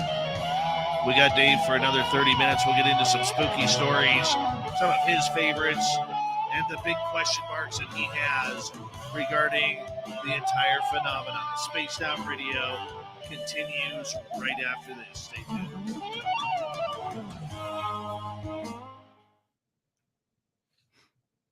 I worked in a haunted hockey rink. Did you really? Oh, whatever, Dave. They in my old town, they cut away this hillside, and they built this long. At the bottom of it, they built this industrial area, and we put our hockey. My bosses put the hockey training center right at the end, and this place was completely haunted. Like, the first haunted experience I had there, I had to open up the building for a 6 o'clock practice. So I had to be there for 5 a.m. And there was no tenant beside us for at least a football field. Okay. And right where I was sitting in my office, from the behind the wall, it was like somebody was taking a sledgehammer to the brick wall behind me. And like, it got to the point where other parents who were coming in with their kids were hearing this, and we go to the bay doors to the next building beside us, and we put the flashlights up, and there's nobody there. And probably one of the weirdest parts was our ice machine, and this is going to sound weird, but our ice machine caught fire. Okay. It was the first time in this company's history of building ice machines for hockey rinks in like they'd been around for like 40, 50 years.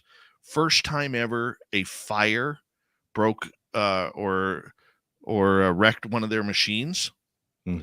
We had I would be cleaning the dressing rooms at night, and I would hear hockey pucks being shot off the boards and the plexiglass.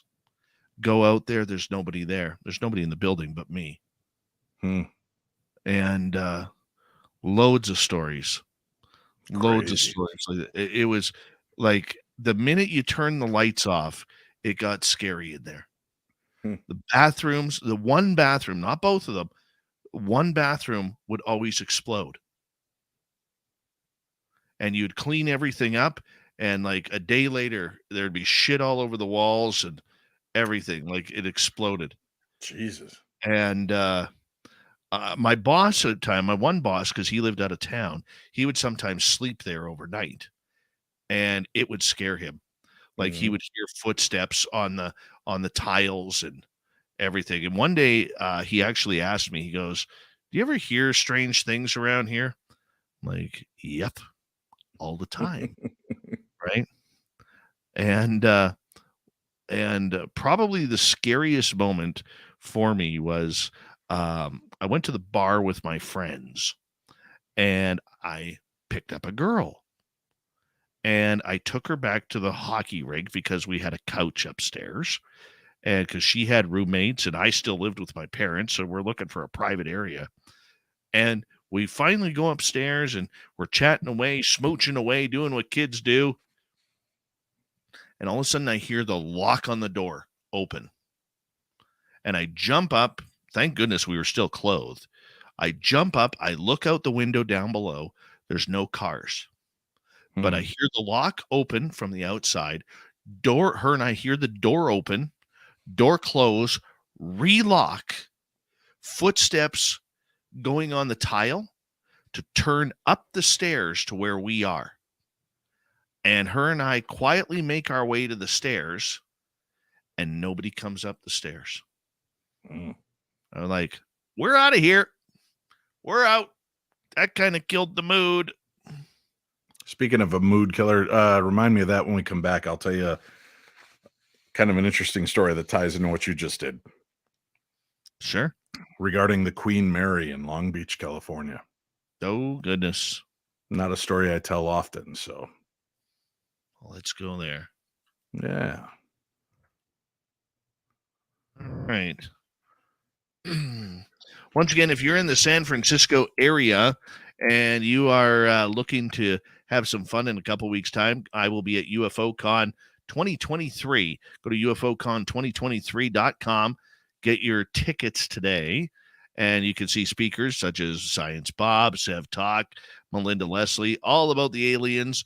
And then just a couple weeks later, 6 or 7 weeks later, we're all heading to Las Vegas for the second annual SOR fan party. You are all invited. I need you. If you've filled in your email that yes, you want tickets, and you've emailed us, return and reply to the email. We need to know if how many tickets you need, if you want VIPs or not, at info@spacedoutradio.com. Here we go, everyone.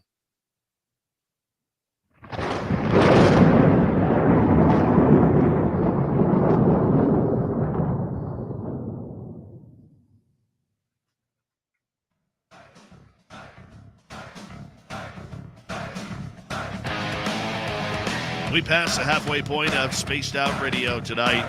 Good to have you with us. My name is Dave Scott. Very much appreciate earning your listening ears.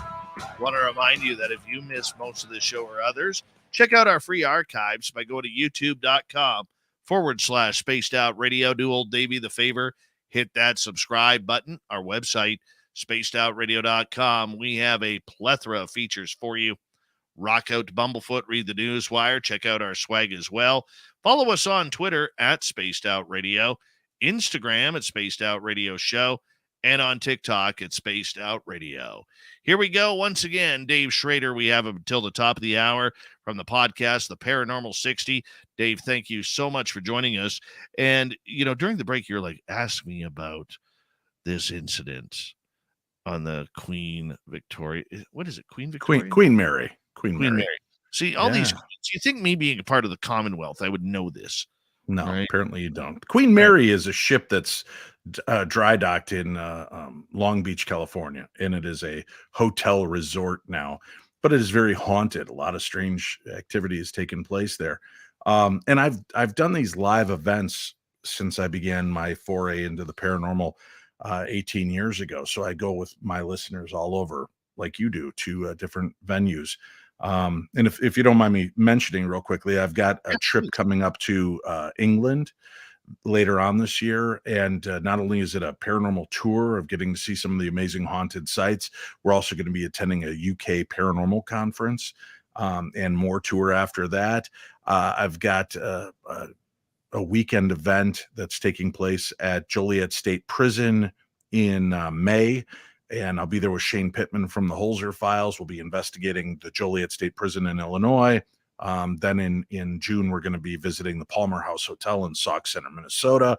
And if any of your listeners are interested in joining me, getting off the couch and getting into the game of the paranormal, they can just go to darknessevents.com. darknessevents.com. See all the great places I'm going to be this year and ways that they can join me. Tickets are on sale for all of those events. And later on this year, I'll be going to New Orleans in November for a haunted tour, ghost hunts, and more. So I keep all that up on the site. Well, this took place, I believe it was in the early part of 2012. It was the last year of me doing these big darkness radio events. And we'd been doing them for 6-7 years already at this point, and it was just getting tiresome. These huge conferences where I'd have 200 to 300 people, all of these speakers, and it was just getting. Speakers wanted more and more money and to do less and less at the events, and the locations wanted more and more money to give me less access, and it was just getting to be kind of a heartache. But the Queen Mary had been going there 2 to 3 times a year to do these events, and this was our final event. And I was there, and we had said goodnight, and on our final night, and everybody went to their rooms, and it was about 2 a.m, and I was just standing in the great ballroom with the girl that I was seeing, the woman I was seeing at the time. Then I was just kind of taking in the moment, the realization this was it. This was our final trip aboard the Queen Mary, our final event. and just kind of feeling melancholy, and we were holding hands and talking about things. And as we started making out, as you want to do in a dark room, all of a sudden we both stopped and turned our head in the same direction. And then we kind of looked at each other and went back to kissing, and then snapped our heads in the other direction at the same time. While we were making out, the peripheral views, we were seeing things getting up from chairs and moving, both of us. And it was like in the same directions. And it was crazy. So then we're like kissing and turning our heads to try to see what else is going on in the room around us. And I was like, is our kinetic energy giving this thing the space to happen, or because we're in a different mental zone, in the middle of this kissing session, that we're able to experience something else because we're not focused on an empty room. But it was so strange that it was in these moments of just kind of bliss and making out and enjoying each other's company that we would see figures get up and walk around in the room around us, and we were both experiencing it. So that was another one of those really weird, I can't explain this kind of moment. My goodness. I Yeah. mean, how do you get back into it, Dave, after having the emotions interrupted by the ghosts? I'm about science, Dave, and it's all about science. And if I have to make sweet, sweet love to the person I care about in order to have a paranormal experience, I'm going to do it, Dave Scott. Is this I'm what you that tell Winnie? committed. Is this what you tell Winnie all the time? Yes. Yeah, honey, come on. We're doing it for science, not for pleasure. All right. Yes. There's ghosts around, honey. Winnie, there's ghosts around. We got to get the research on. That's right. No, I don't want to create portals by making sweet, sweet love. But it was weird. It was an interesting factor because, again, our consciousness was not based on the room. It was into each other. But that was like in those moments when we were not hyper focused on something else, that it was like then we could see through that veil. It was very strange. That is weird and amazing at the Yeah. same time. Speaking of portals, we started talking Mhm. about this on your show a little bit earlier. And, let's talk about it now. What do you think's happening with these portals? Where do you think people are going? This whole David Paulides missing 411 stuff. I don't know, man. There's that story that came out a few years ago that was baffling, right? Where that little, like, what was it? A 4-year-old kid went missing on the side of the mountain, was gone for like 2 days, and they finally found him, and he's in good health. And he talked about the giant bear that was taking care of him and would hold his hand and walk around. And it sounds like he was describing a Sasquatch. Uh, y- you know, is there this cryptid world? Are there these time slips and portals that we run into? And sometimes we just slip through those moments in fabric and time. It's fascinating to hypothesize and talk about. Obviously, without being able to see it open and happen in front of you, it's hard to consider. You talked about on my show earlier, talking about UFOs and things that you saw, and you talked about one ship that had these like barbell looking things on the bottom, and then it was, as it was flying, it just seemed to vanish into an unseen doorway. I wonder if these are things like the Philadelphia experiment. You know how they ran the copper along the sides of the ship, and they were putting a charge through to kind of reach a vibrational level that they were making the ship appear invisible, but it was still there. But what they were doing was really kind of shaking up the molecules of time and space. And reportedly, because of what they were doing, people were fused to the deck. A lot of very strange aspects of the story, right? So I wonder if these UFOs are cloaking themselves in plain sight by creating a high vibrational level, which could be what areas like the Alaskan Triangle, the Bermuda Triangle, things like that, where ships and boats are vanishing to never be seen again. Are they, because there are craft in those area creating a temporal vortex that things are passing through, and they're appearing somewhere else, maybe like we mentioned earlier, in another reality, slightly off from this, where boom, they pop through, and the world is okay for them. They don't notice it because it's just subtly different, or maybe even, Planet of the Apes stuff where they're popping in and the world's populated by orangutans running the place. Who knows? It's the possibilities are endless, but that's the excitement of thinking and allowing the imagination to come to life and consider those options. Would you walk in if you saw a portal or one of those stairways in the middle of a forest that they say you're not supposed to walk up on? Would you do it? Boy, the explorer in me wants to say yes, but I love my family so much to think about not seeing them again, not hearing the giggles of my grandchildren, the cuddles of my wife and daughters, and I don't know, man. I don't know. I don't know if I would trade all that in for stepping into the twilight zone. I don't know. You know what I mean? That the philosopher and explorer in me would want to have that experience. I was on an episode of Ghost Adventures at the Stardust Ranch in Arizona, and I put myself in a place where there were large mother craft that were seen hovering over it. And when they put me up there, I turned in my phone and my walkie-talkie, and they're like, "Are you nuts? You're up on a mountain by yourself?" I'm like, "Listen, if they've come across the universe, they're going to know if I have a way to call for help. I am being sincere in my want and desire to have this experience, so I can't give myself an out. I've got to be a part of it." And I feel like at that moment I probably would have stepped in to the craft and gone with them. If an alien ship came to me and said, "We'll take you and it will be remarkable. You'll see amazing things, but by the time we bring you back, your family and friends will all be dead." I don't know that I could do it. As much as I would love to have that experience, I don't know that I could do it. See, Would I you? look at it this way. If I had the opportunity to have a craft land in front of me again, Mhm. like in 2014, I would Right. walk to it. If the door opened and they said, "Come on in, we're going for a ride," I would think I would have the cojones to say, Right. "Yes, I'm going up on that." I won't know until I get to that situation, but I want But that but what opportunity. if they were honest with you as the aliens have been in the past, and they said, "We're going if you want, we will take you, but when we return you, it will be a different time. The people you love will be gone." Would you still make that trek? Would you go? That's the only thing holding me back. Like, if all my kids and family had passed and I'm 98 years old and an alien stops by and says, "Let's go for a ride," I'm on it. Let's do it.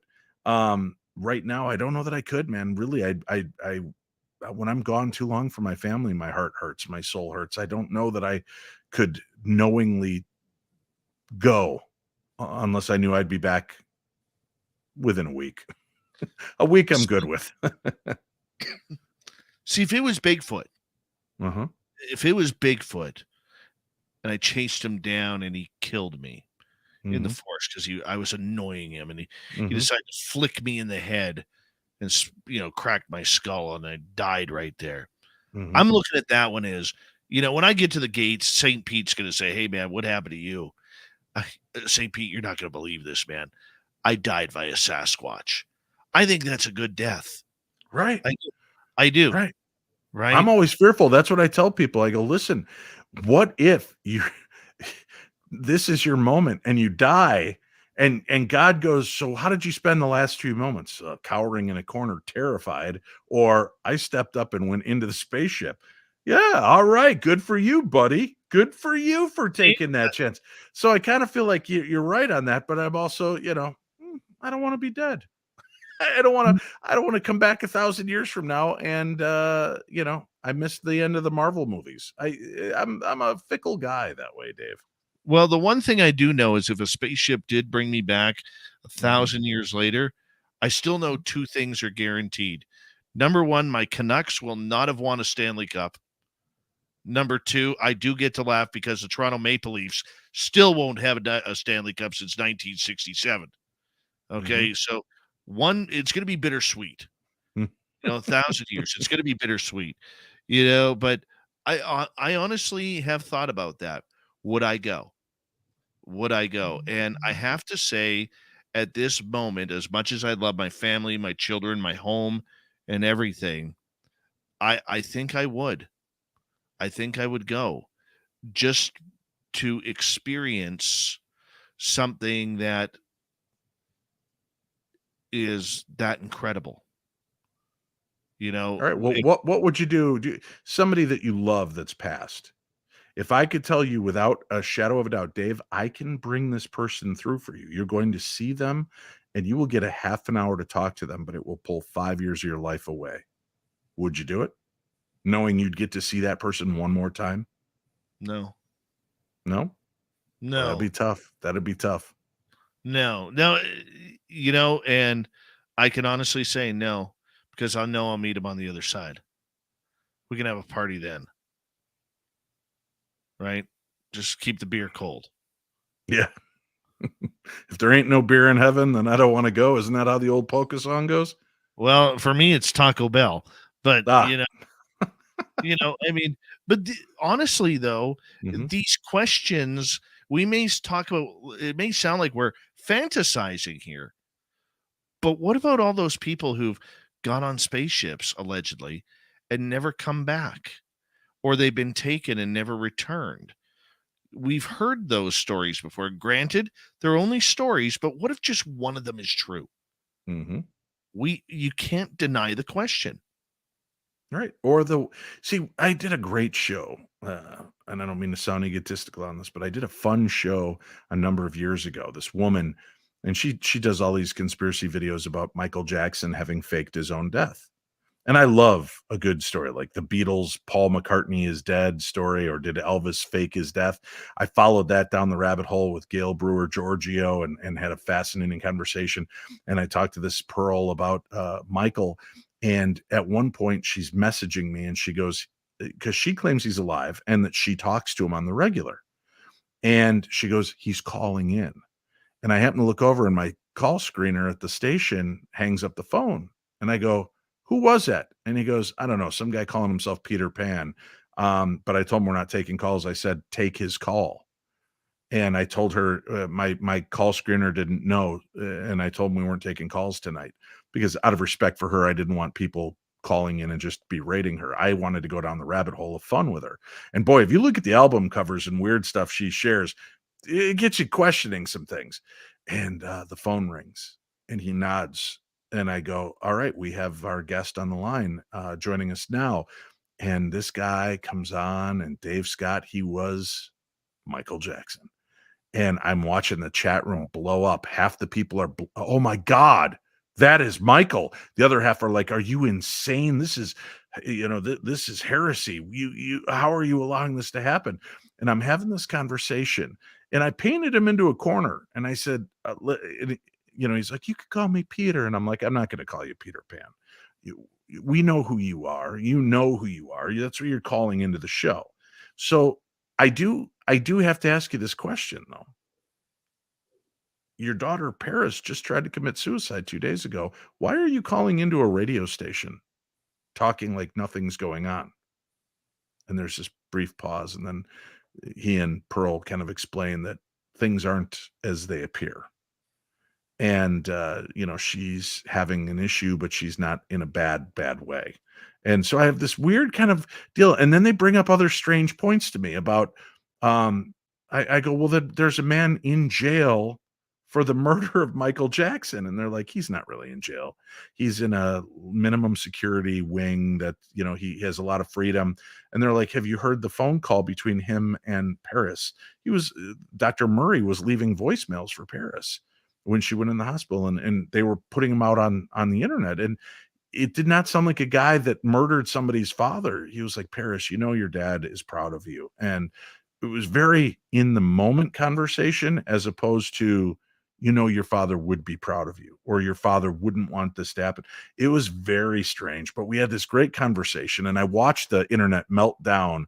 And then at the end of it, I thanked him. I said, listen, claims aside, you were never found guilty for any of these things. So let's put that aside. Let me just say that if this is you, thank you for the music, thank you for the memories, and thank you for the years of entertainment and self-sacrifice. And then he said goodbye. And then I said, folks, whether you want to believe or not is completely up to you. But what if one of the wealthiest and most eccentric men in the world did pull off faking his own death and 5 years from now comes back out into the public eye? And for one brief moment in time, he called a little Minnesota radio station and you were there. It's all about the what ifs. It's about the possibilities. And it was so magical to have that moment. And I loved it. That still goes down as one of my favorites. I mean, I had him on again when I hosted Midnight in the Desert and had her on to talk about it. He had lost the ability to sound like Michael, whoever this person was. He could not maintain the voice like the original guy did.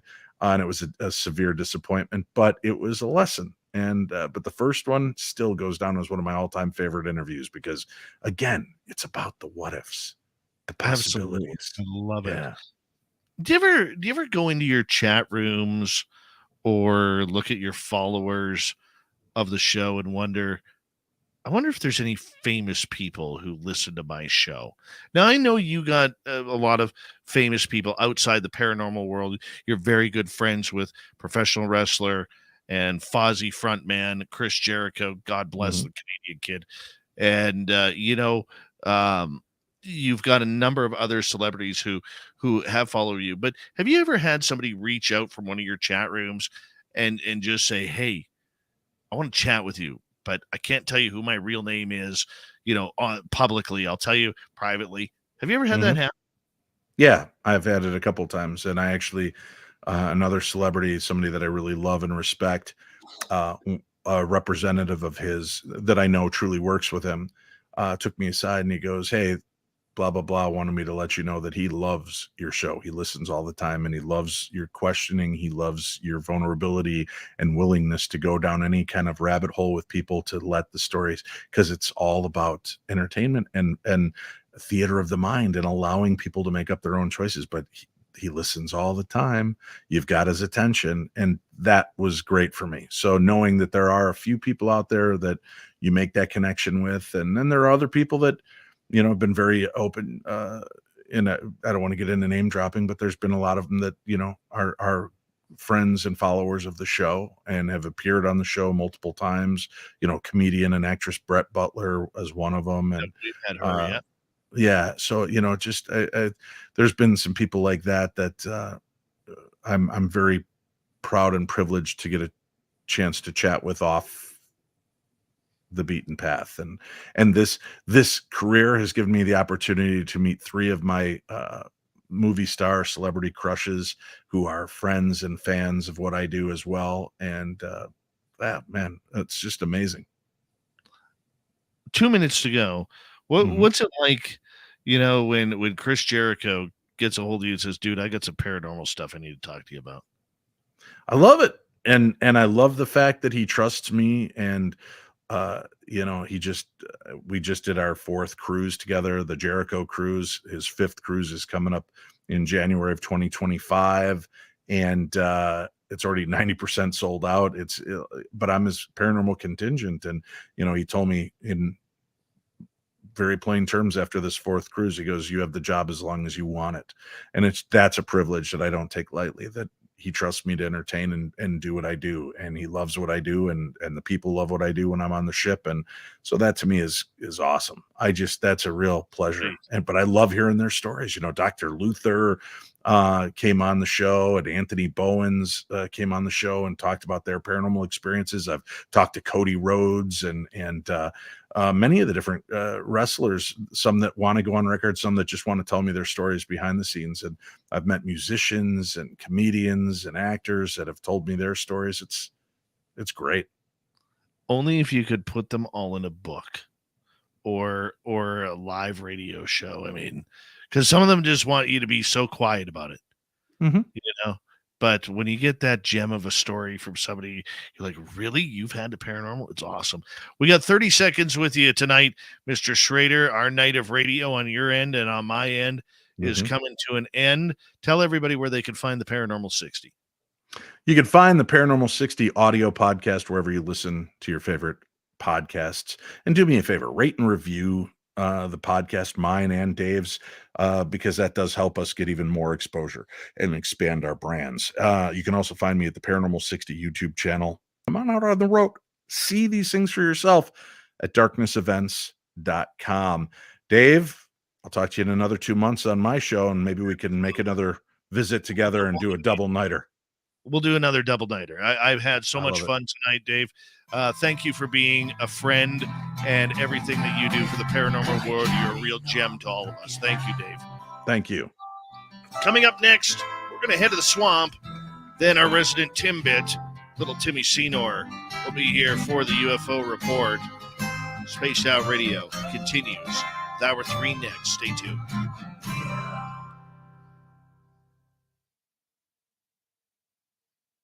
God, I love Schrades. Love Schrades. That was great time.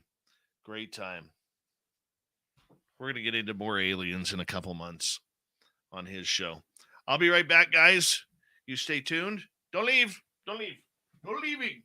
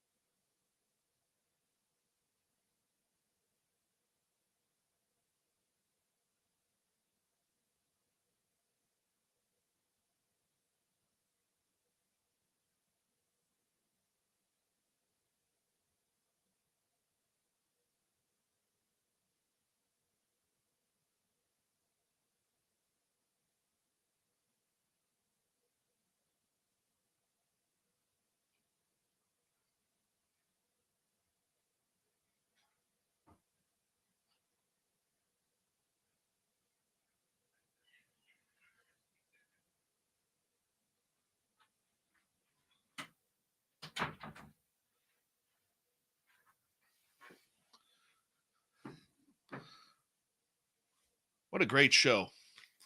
What a great show. Thank you, everybody, for a wonderful night of radio.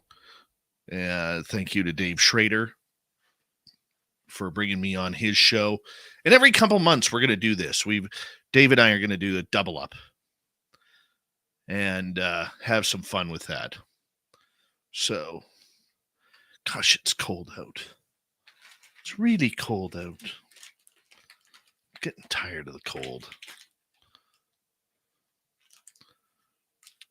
Oh, yes. I have to remind all of you again, if you haven't heard already, if you have emailed in for tickets for our Vegas event, May 19th through 21st, we've got like 45 emails of people wanting to come and get tickets, except we haven't heard from about 35 of you.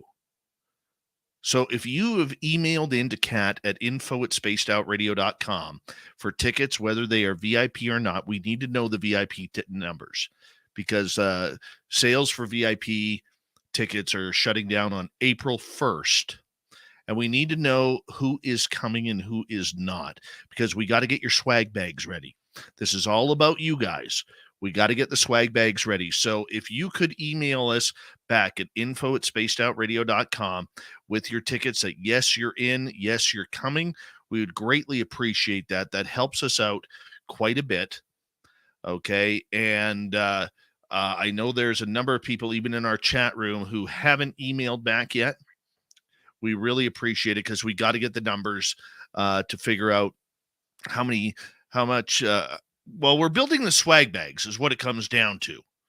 And we want to make sure that we have the swag bags for everybody who's coming, for the VIP tickets and the VIP party and everything that goes on. We got a lot of cool stuff that's coming in, and we want to make sure that everybody is taken care of. So if you could do that for us, email in at info@spacedoutradio.com, confirm your tickets, get your tickets paid for, and we'd really appreciate it, everyone. It really helps us out. Thank you tonight to Stacy, Science Bob, Sally, Kira, Nancy H, Ed, Stephen in the UK, and Ann B for the amazing super chats tonight. We very much appreciate it. It's a wonderful way to support what we do on a nightly basis. Here comes hour number 3 of the show right now. Stay tuned.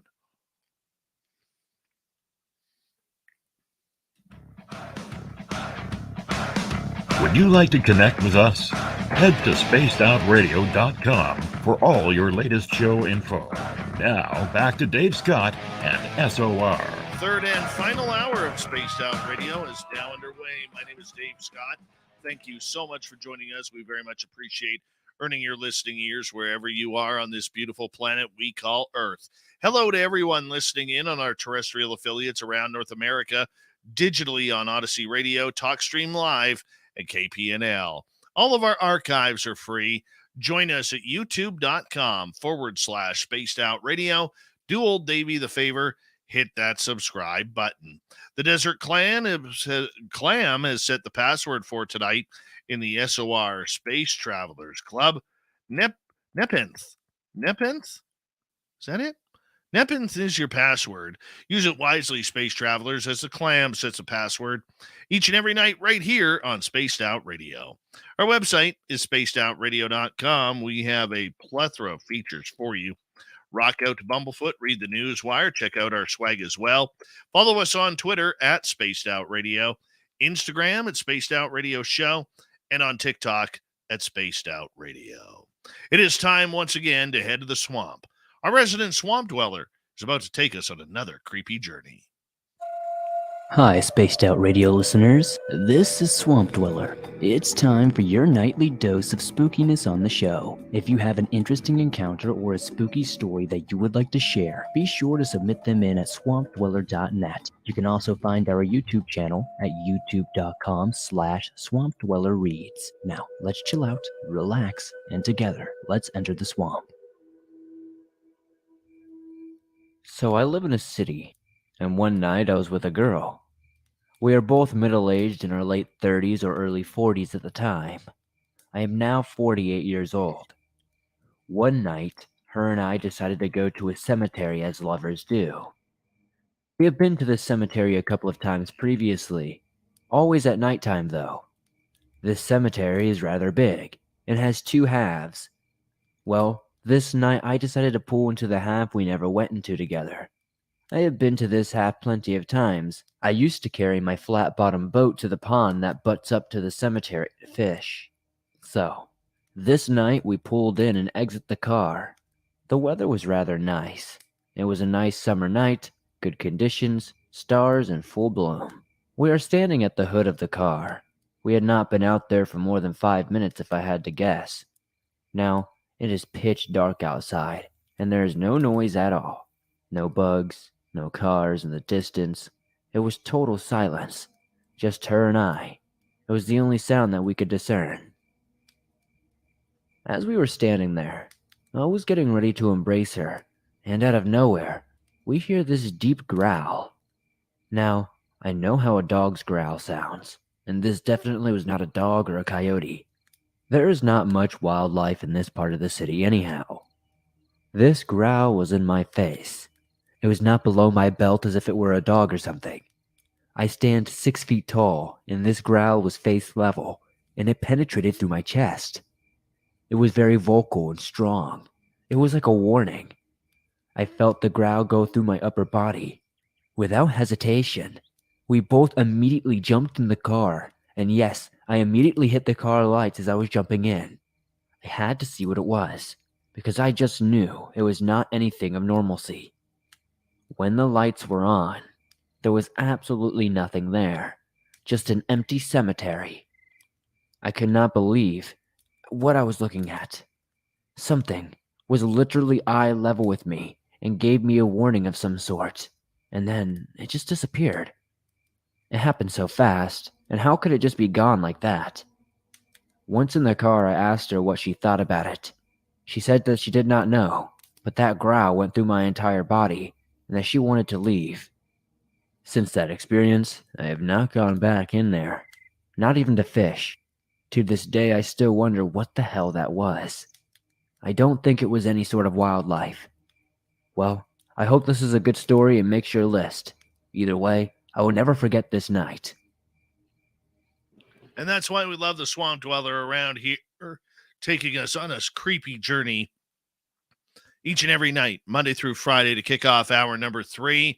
And we love them here. And if you like that story and you want more, go over to youtube.com/Swamp Dweller Reads, and you can hear thousands of stories just like that for free. From the swamp to the stars, it is that time of the night once again where we head on over to Little Timmy Senor down in Oregon. Let's drive the I-5 for the UFO report. Nobody's gonna know. They're gonna know.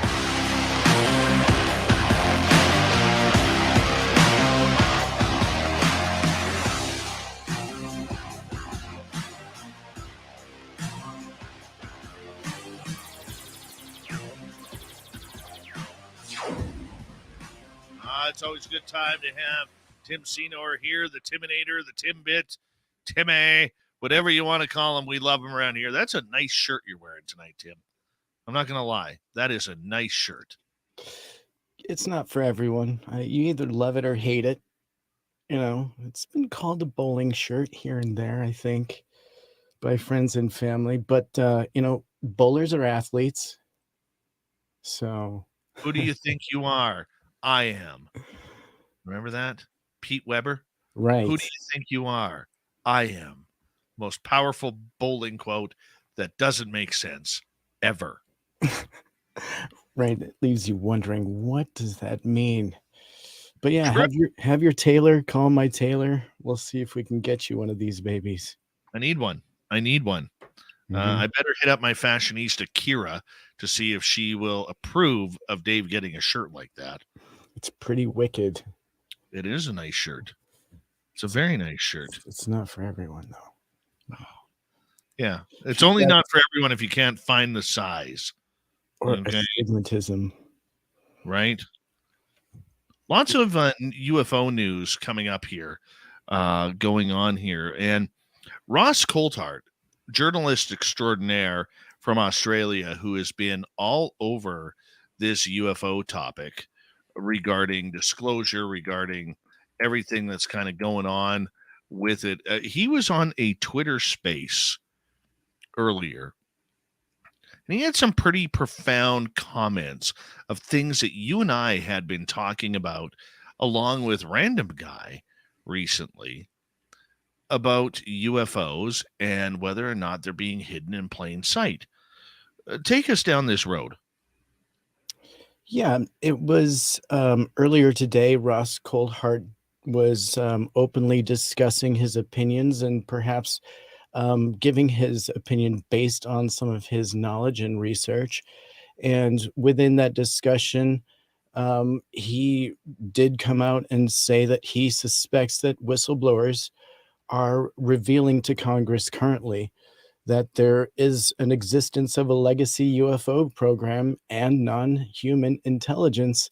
And he expects that information to leak at some point simply because that's the way the government works, that it tends to leak. So it's really interesting information. And he does think that the world is on the cusp of a momentous change. So definitely profound words coming from Ross.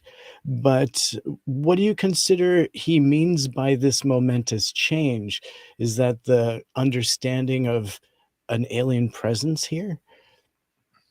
I don't know. I'm going to bring up the audio here, okay, because I want our audience to be able to hear it. This is from Great. a Twitter space earlier on today, and hopefully this works.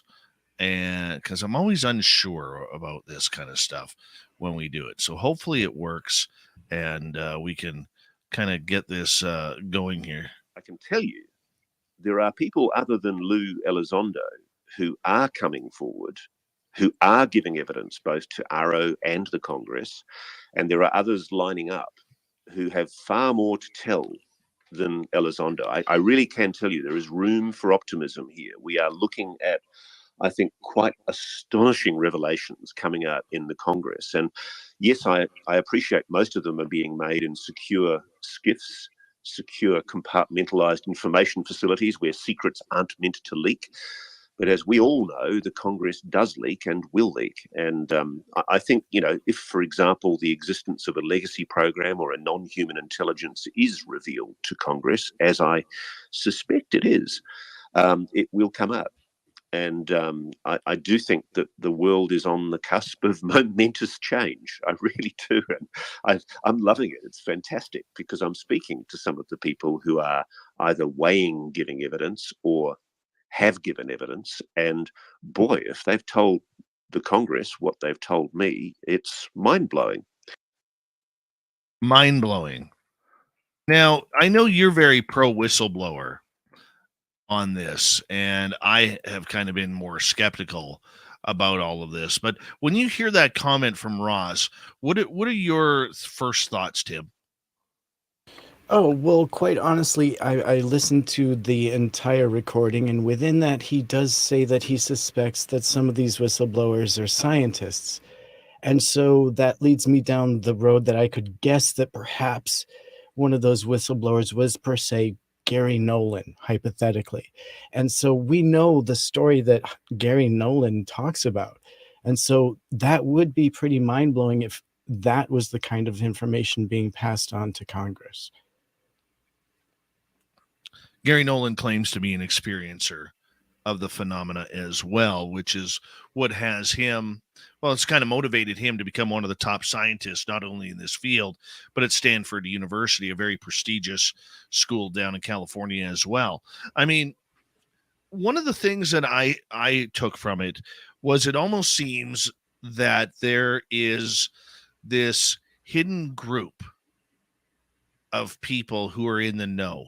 And it's a very small group of people who are in the know, and recently we've kind of been joking on this show that maybe Banachek from Transformers, the original one in 2008, who allegedly worked for Sector 7. Okay. Maybe that isn't so far off as we speak. Now, we've asked Random Guy about that, and he has said, no, I don't see that happening. He's very much, in the know with information that he knows. But I don't know. I mean, your thoughts. Do you think there is some sort of hidden agenda or hidden group in there that is maybe steering the entire UFO story and narrative? Well, I think that there's definitely a drive towards certain narratives. So we know that there's a push for the fact that there are things in our airspace that we need to be aware of that are mundane. Now let's push all of that aside and focus on the stuff that isn't. And I feel like there is definitely an interest there. And in fact, you and I had talked quite recently about there being a civilian oversight committee at some point where we could get information like this and not have to sit back and wait on our laurels for information, but all of us be within the know at the same time. And I would love to just tell you right now that I discovered recently that there is, in fact, a dedicated civilian oversight committee that has been established for the exact purpose of keeping the public informed in the ongoing public disclosure on UAP. And so, created by Robert Salas, the formation of the Unidentified Aerial Phenomenon Action Committee, or the UAPAC. And so this was actually announced back in September of 2022. But this is an ongoing push to put information in the public's hands, and you can go to their website and get information, up-to-date information. In fact, even on the current whistleblowers that may be talking to Congress from this source. And so we don't have to feel so out of touch with a committee like this working in our favor. And so if you'd like more information on that, I'm happy to read on it because I have their website up. But we do have time, so give credit to the website and then read it up. Absolutely. And so this is through Newswires, and the news was provided by UAPAC. And again, that was an organization created by Robert Salas, who we know is a massive purveyor of this topic in front of the White House. So that is going to be established September 1st. Coming forward with the acknowledgement by the U.S. Director of National Intelligence in 2021 that the UAP probably do represent physical objects and present phenomenon that must be understood in the interest of flight safety and national security. It is now incumbent upon government to begin the process informing the public of their knowledge of the phenomenon. And so government transparency has been practically non-existent with respect to the UAP phenomenon, and the excessive secrecy with respect to the UAP has existed for at least 80 years. And to address this issue, Congress enacted laws to require more openness about UAP. However, it remains to be seen how the Pentagon and the intelligence community will respond to the groundbreaking legislative requirements.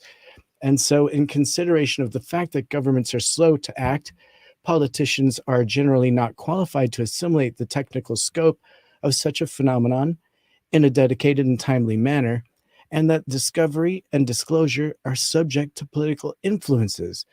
A dedicated civilian oversight committee has been established for the purpose of keeping the public informed in the ongoing and pertinent public disclosure on UAP.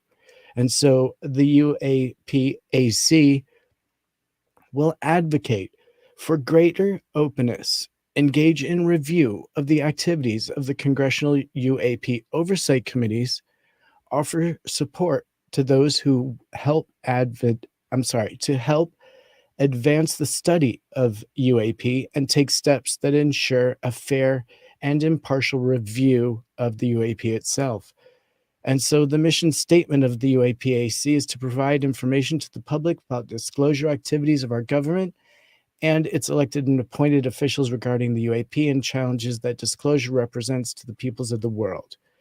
And so it's pretty simple and straightforward. And then it just goes on to detail from this source information.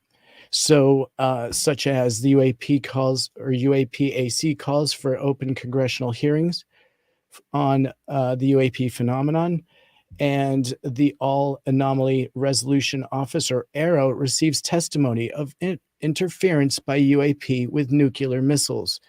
And so by going to that, you can go to the actual testimony that took place, and you can find out all of the details that are given in front of Congress as each whistleblower comes forward. And so information like this is out there, and we just need to look for it.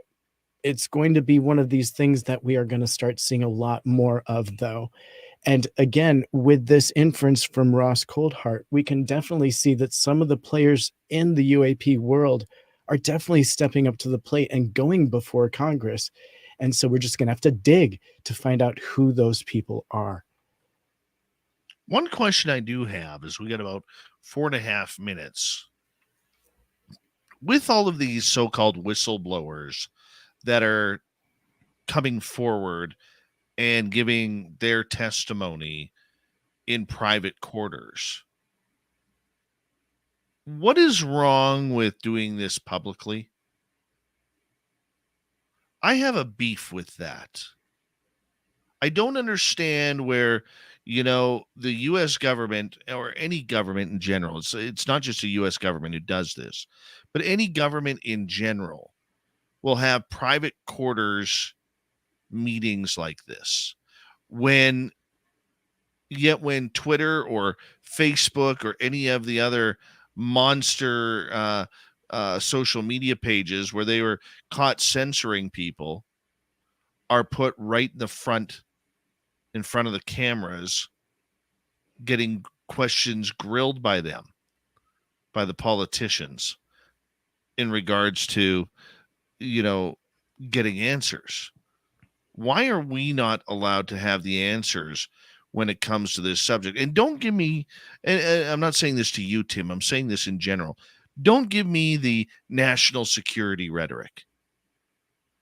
Because if Robert Salas is talking about it, he's already gone public. If Kevin Day from the USS Nimitz has gone public, we already know his story. If Gary Nolan from Stanford University has testified, we already know his story. So what is the big secret here? You can always blur out someone's face. If they don't want to be on camera, you can always pixelate their face, and you can, change the sound of their voice if it's a security agent that you want to keep in the dark, like another Elizondo or somebody like that. But even with Elizondo, if he testified, I want his story. When do we get to deserve what we want? Tim, your thoughts? Yeah, and I mean, I quite honestly agree with you, but I'm not going to spill out the whole ways and means should be kept from us because of secrecy. I'm not going to spill out my theory of why it's kept secret, because I think we both can guess why. But I honestly do feel that there's an element of it that they don't feel like we can handle as the public. And I don't think it's how they got the information or our technology or any of that. I feel like there's an element that is probably, the 5% of the conversation maybe that they talk about, then once they get down to the nitty gritty.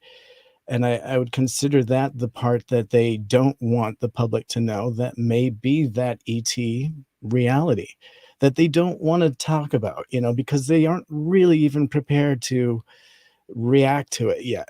They're still very much in the learning stage, right? And so a lot of that would be kept hush hush. And let's consider for a moment that is the element that they're keeping hush hush. Maybe for some reason they're waiting to release it in a way that we will be able to handle. I'm only assuming, but if you were to go with the breadcrumbs that have been led by people that seem to know, you can assume that at some point there will be a breakthrough. Even Ross Coldhart says that, we're close to a momentous change. And I tend to agree with that. It does feel like we're ramping up to something. What is that something? So we got about 30 seconds. Well, I feel like that something would be the ET conversation. Whether they just softly hit us with, we need to be prepared for something from outside our solar system. Fantastic. Let's talk about that. Or even just off this planet. I think, that's enough for most people in the public realm. Just the discussion of being prepared, I think, would be the breakthrough topic. All right, Tim Senor, we're going to get you to hold on right there because we are going to go to our final break of the night here on Spaced Out Radio. Our resident Timbit, Tim Senor, and the UFO Report continues right after this. And when we get back, some UFO names like Stephen Greenstreet, George Knapp, and Jeremy Corbell kind of get into it at an alien UFO conference in California. We will be right back on Spaced Out Radio.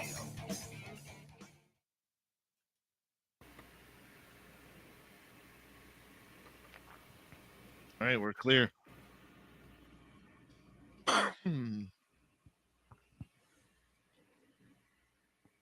Dave, you're in a funny place in the media when you're reporting the reporters in the news. Like reporting on the reporters. It happens. Yeah. It's just interesting. It happens sometimes. Yeah. Yeah, it's good stuff. I've got a couple other little chunks to drop on you that you may not be ready for. Is RG hanging out tonight or? No, RG, are you coming in later? I don't have chat up, so. See if I got his Twitter up here. Because I guess that could kind of guide how I roll this out. Yes. Yeah, we'll throw him the old message here. If he wants to join us, he can. So when I asked my family if I would be missed if I just disappeared one day, the only reason that they said they would notice is because dinner wouldn't be there. They'd be like, "Where's dinner? Has anyone seen dinner?" Isn't that just the funniest thing for them to collectively respond with? I guess that's my contribution to the family. Unbelievable. Oh, and I did get a wink and someone said, where will we get our fake UFO news? Fake UFO news. Smack. Nice. Wow. I don't know where to start with that. I don't know either. Jokesters is what they are. Laughing. Yeah. Timbits. Wait till I become the intimidator. Right? You got a lot of timming to do before then. A lot of timming. I'm enjoying that. Well, I'll tim it up. Random guy, I've sent you the link on Twitter.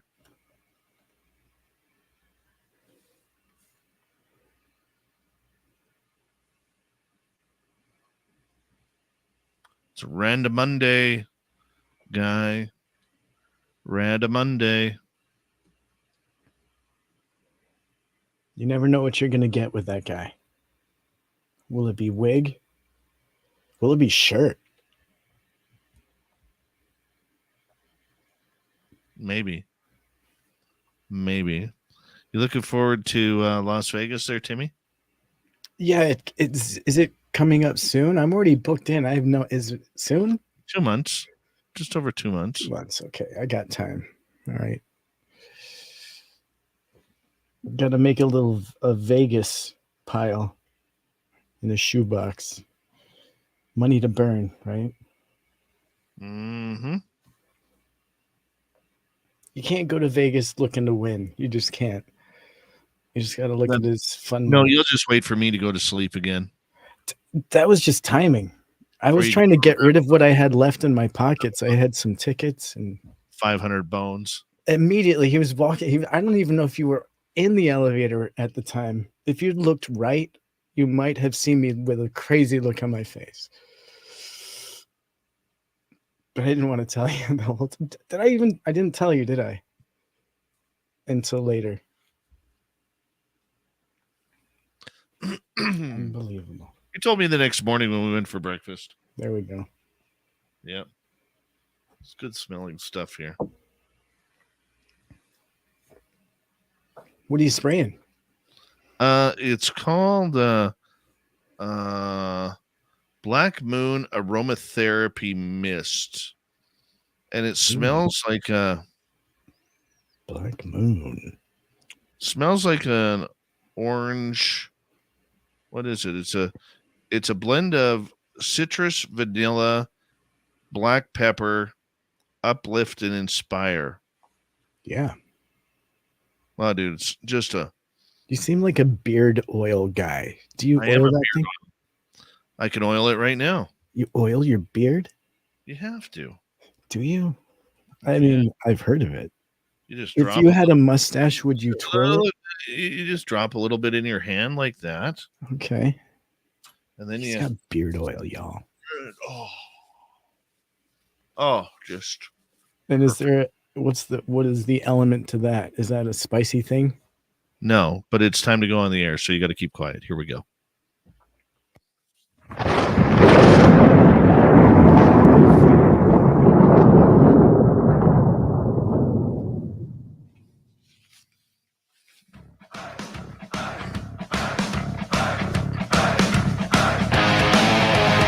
We're rounded third. We're heading for home tonight on Spaced Out Radio.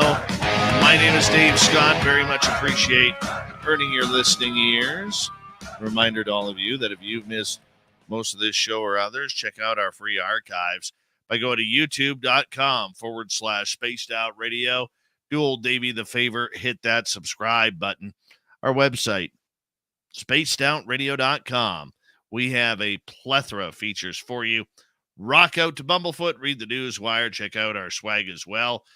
Follow us on Twitter at Spaced Out Radio, Instagram at Spaced Out Radio Show, and on TikTok at Spaced Out Radio. Little Timmy Sino, our resident Timbit, continues on with the UFO report and little controversy happening at a UFO conference called Alien Con down in, I believe, Pasadena, California, where journalist George Knapp and documentarian Jeremy Corbell got into a couple of heated questions with New York Post reporter and resident UFO skeptic and UFO topic hater, Stephen Greenstreet. What went on here, man? Yeah.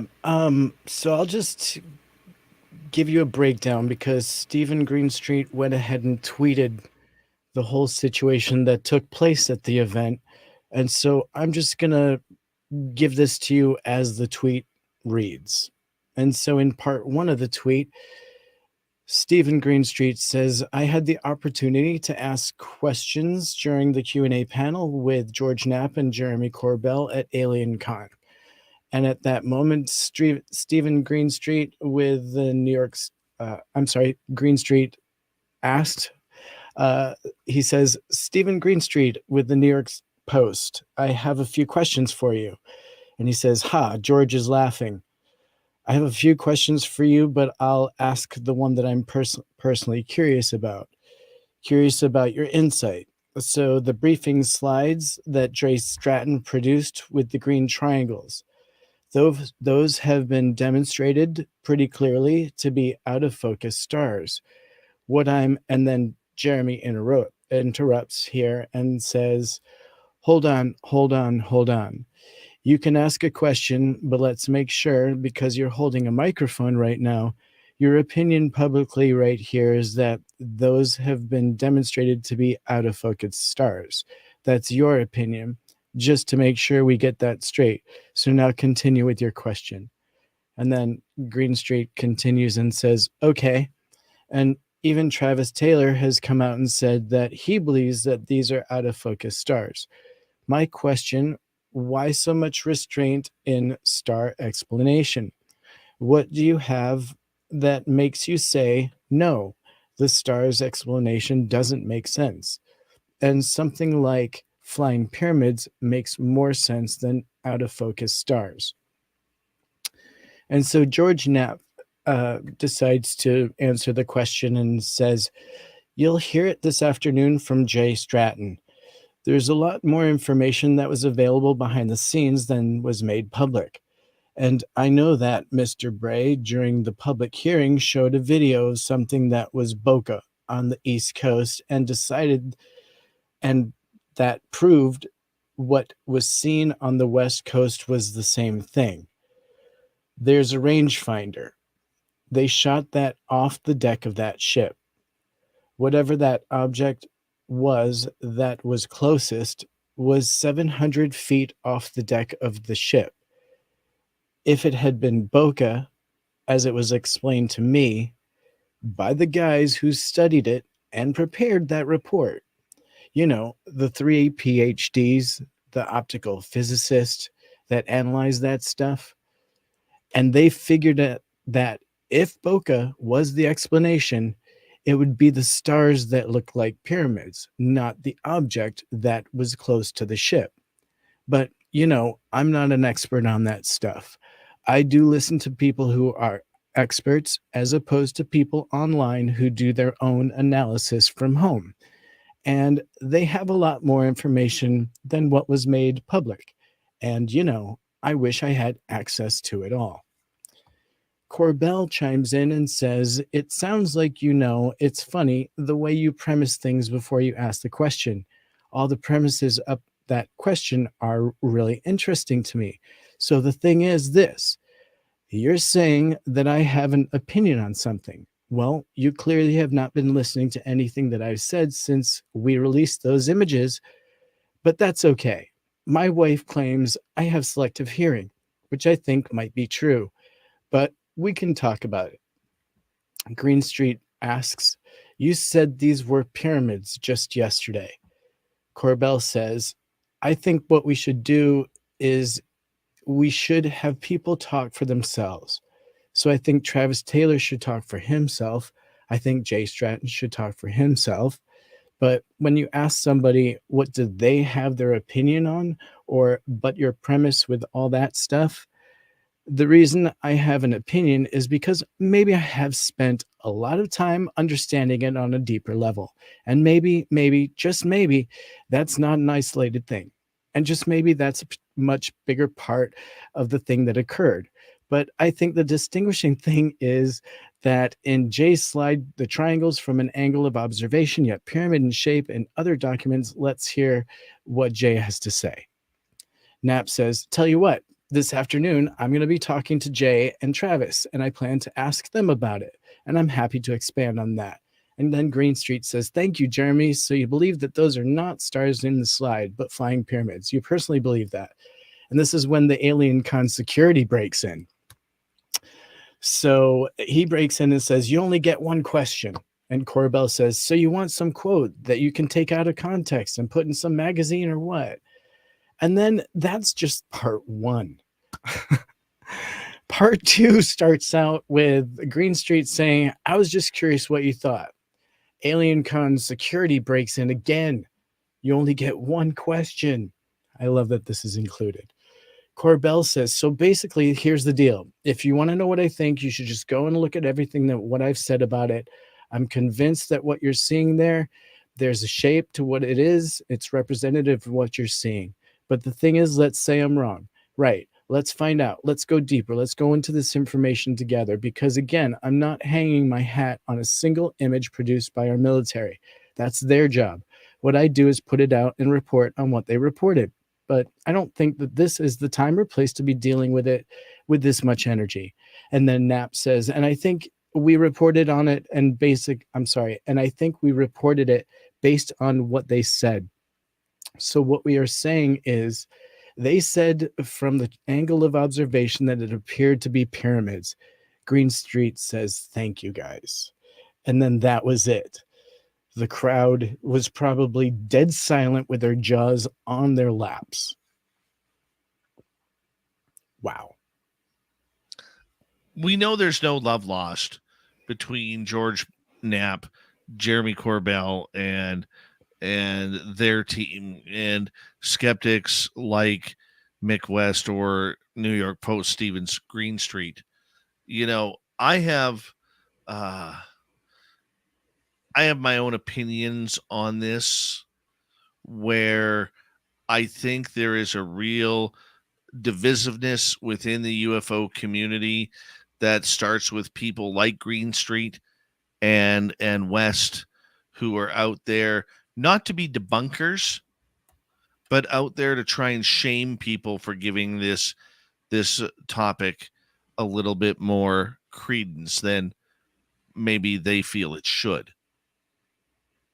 Now, I just have a hard time, okay, because I am a big George Knapp fan, very big George Knapp fan. Jeremy is his own person. I neither love him or hate him. All right, but George Knapp is, in my opinion, is a legend in this field.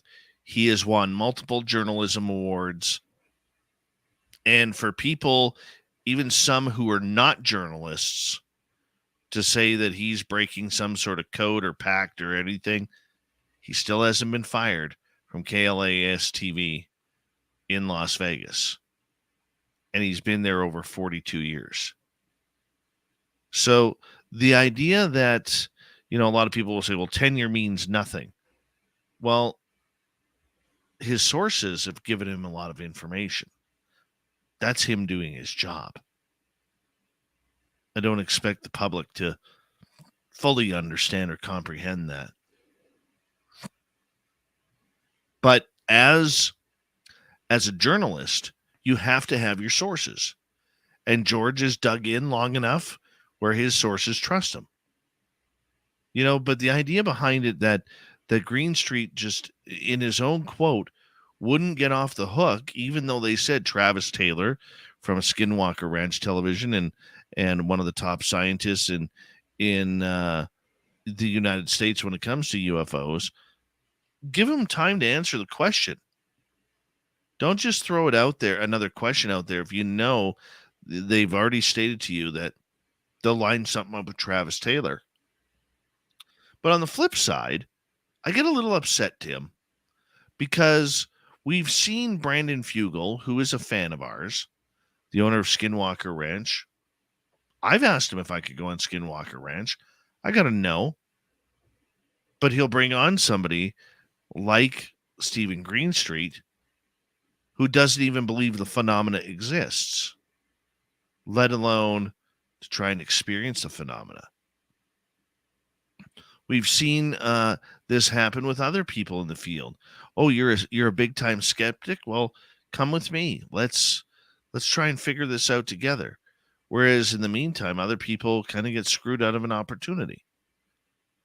I don't know why we're trying to appease the Stephen Greenstreets or the Mick Wests of this field. Now, I'm not saying they're not bad people, because I think they are good people. Okay, everybody has something good in them. But at some point, you got to draw the line. Say, you know what, Stephen? You're a journalist.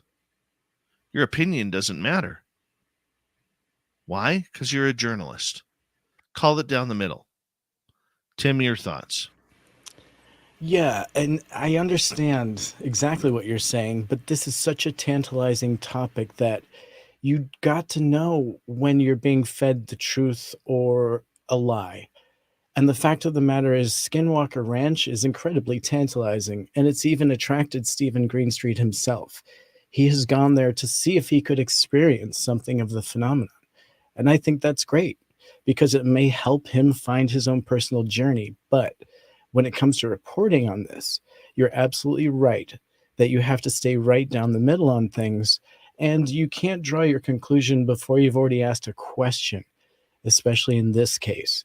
And so it does feel like there was some fuel to his fire when he was asking, but perhaps he may know some truth, and maybe he's pushing on those buttons simply because he's looking for that truth to come out.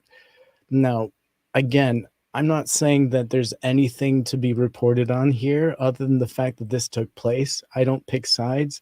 I find the whole thing just very funny that it took place in public, because it's really not the place for something like this. And in fact, I wanted to ask you very briefly, Dave, because I know you go to a lot of conventions, and I do too, events like this.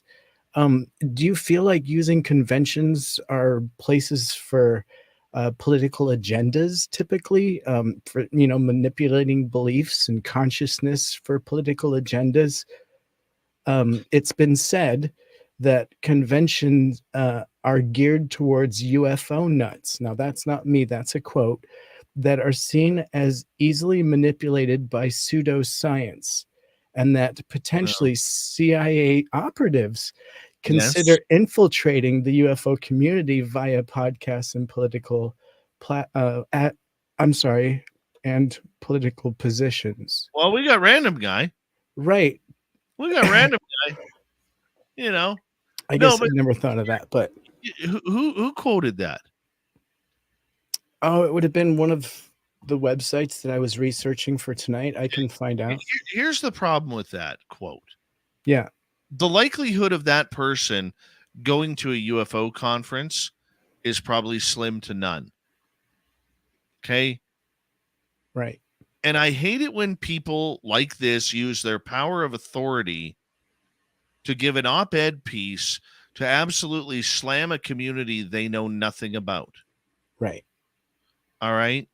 There are a lot of things I don't know about. I don't understand people who waste their time playing Dungeons and Dragons for days on end, or one of those games that doesn't end. What about the political agenda push, though, that potentially, they could be like more of the threat narrative opposed to the reality of UFOs being maybe not a threat?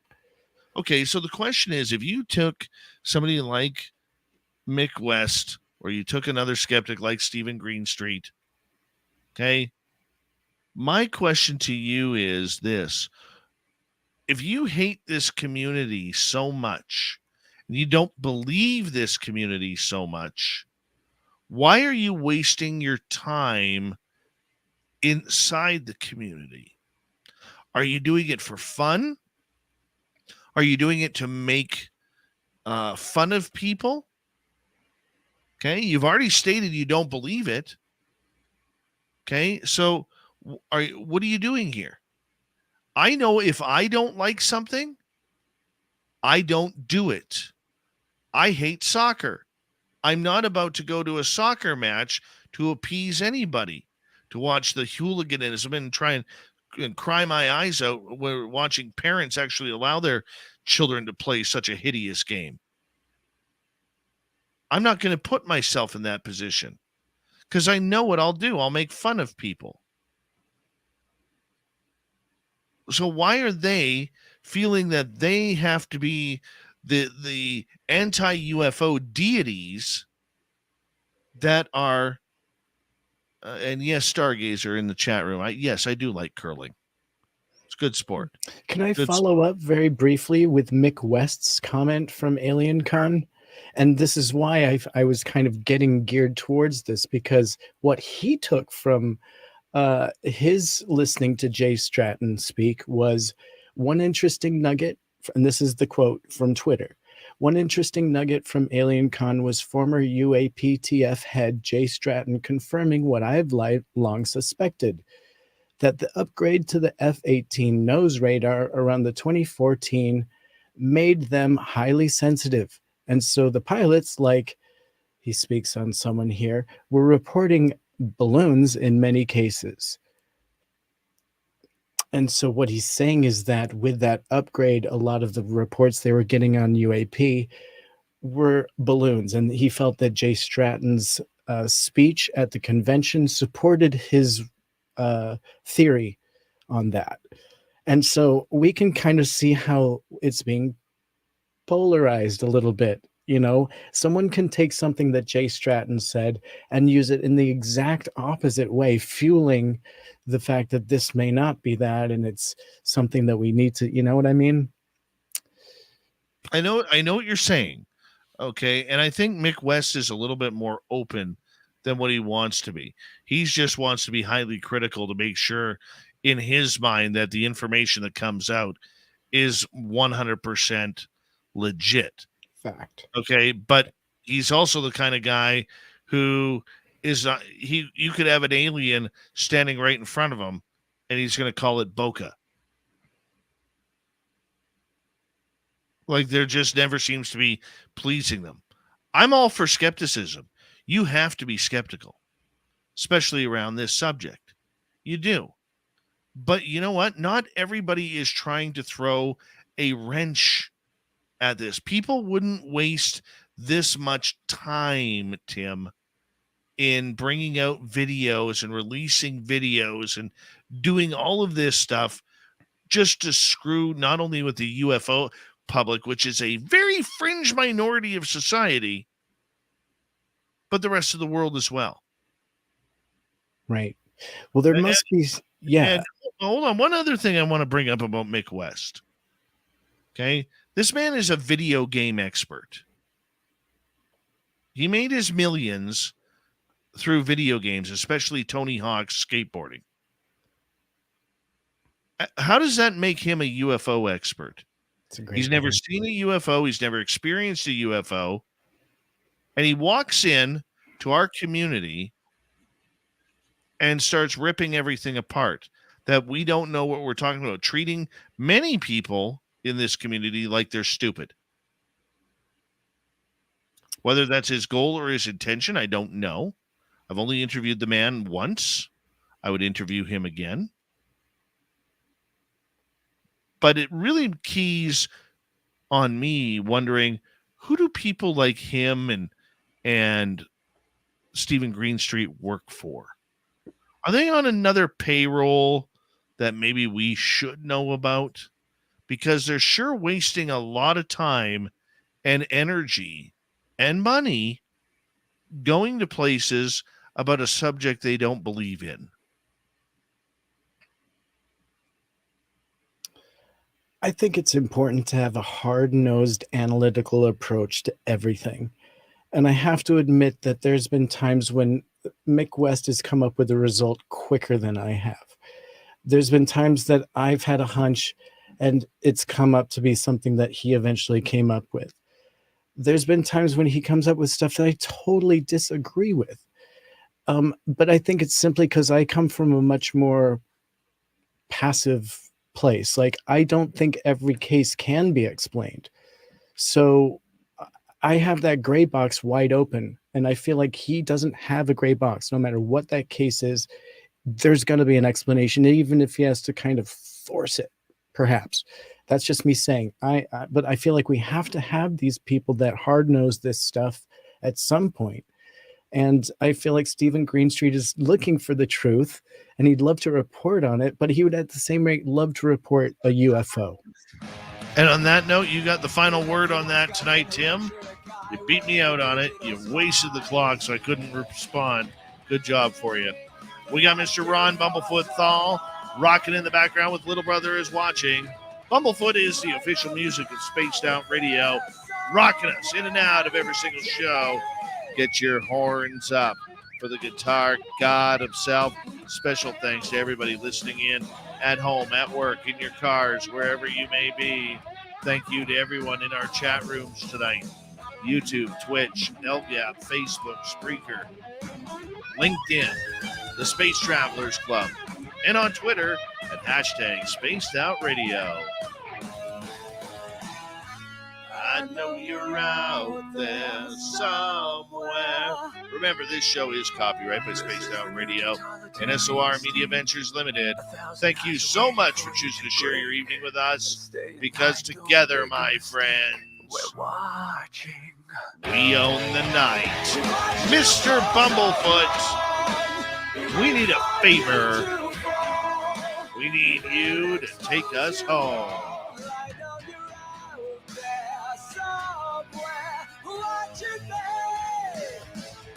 Yes, the Woo train has docked for the night. But soon, my friends, we shall ride again. Your seats are always available. Your tickets never expire. And if you want to bring a friend, we got room for them too. Good night.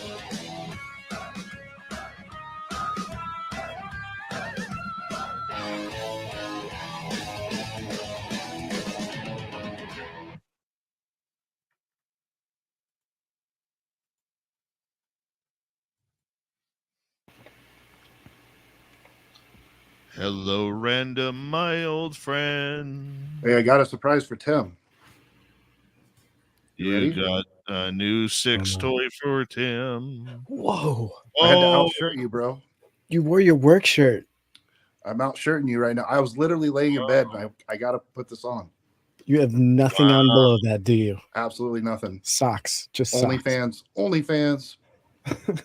Dude, you look sharp. wow. Yeah, I used to be a How are you professional. single? Look at that. I used to be You a got the professional. Believe it or sunglasses not, I on. used to be somebody. All right, I'm I going to take get the monkey suit off. I'm telling you right now, you look like a kind of guy who is definitely ready to lead me to my IHOP there. Hey, Olive Garden, bro. Random guy in tie. Fantastic. We lost you there. Your camera kicked out. Oh, he's getting changed. I'm changing my shirt. I'm not going to wear this crap all night. Give me a break. I'll put on a wife beater or something reasonable. Your Random. CIA work shirt. Yeah. You totally look like a cop in that shirt, though. I must say. Yeah. Were you on CIS Las Vegas or CSI Las Vegas? I keep telling. I follow you. You have a lot of fans now. Just there's a lot of love in our chat for you. It's whatever you thought it was before it's blossomed into a big love bush. Yeah, I love burning a burning bush. Exactly.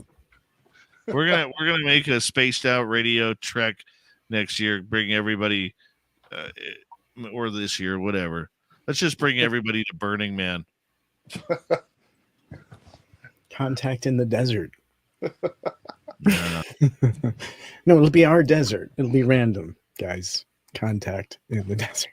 All right. Now I'm more presentable. I'm not going to be on camera. Look, I did put on a wife beater for you. Oh my! That's beautiful. Any mustard stains? I don't know. Hold on. I got some armpit swirls over here or something. Oh, my arms kind of look good on camera. That's good. So, dude, you are incredibly ripped. You're the day you can do 2 Timbits over your head. That's when I need to be concerned. You're at what, 1.5 Timbits right now? I don't know. I'm actually dropping weight. I'm getting down. I'm down to 280. So I love it. I love it. If you come back with a wig or something we haven't seen before, I'll keep it like Just Hamburger Mary's. It'll be we'll do keep coming back with something flash else. dance and cross dressing. It'll be fun. I've been to a restaurant where the waiter kept changing his look every time he came to the table. So what are we talking about on topic tonight besides my wardrobe? Got my, things. My incredible sex appeal. Well, Madonna, we got to figure that out, don't we? I could kick it off if you want. Good old Harry Styles there. Kick it off there, Timmy. So it was recently brought to my attention that this interagency panel that was created since the Arrow was not working directly, Joe Biden is the direct contact for that interagency panel. And then Joe will consult with the Pentagon. Joe Biden, as in the president. Correct. So they're reporting directly to him. Oh, Jesus. Per his request. Political right off the bat, Tim. Boom. Way to Yeah, go. it's hard. It's really hard to not make it political, but I won't. I have a way to not do it. I will just say, for cognitive reasons, I'll put politics aside. For cognitive reasons, I think that's a terrible idea. Well, I mean, we know it's a direct result of balloon getting, if you will. And so, he wants to be directly in the loop, obviously. And that's why he's created this interagency panel. And so My understanding was something else. This is kind of newer information for me. And so it just draws some red flags that we'll ever actually see any of the results of this panel. And who's a member of this panel? And what is it really geared towards, the threat or like what? Any thoughts on that? No, I think if the president's involved, I mean, it's going to be classified right out the gate. And then it's going to take him to declassify it. And I don't think he would even, fully understand what he has for breakfast, much less, massive reporting on a scale of over years of different entities and different, oh, that sounds interesting. Let's get some ice cream. I don't have a lot of faith in that, man. I don't have a lot of faith in that turning into something tangible. But again, I don't think any of the hearings were meant to have that anyways. But putting the president of the United States at the top of the list just basically guarantees you're not getting it. How do you think that whole thing, like, is it because he doesn't want to appear ill-prepared, do you think? Yeah, I think it's political. Yeah. He doesn't want any, because here's the thing. We have now, thanks to our whistleblower friends, UAP now encompasses threats from foreign adversaries. It's no longer about just unknown things or UFOs or aliens or trying to figure out the light in the sky.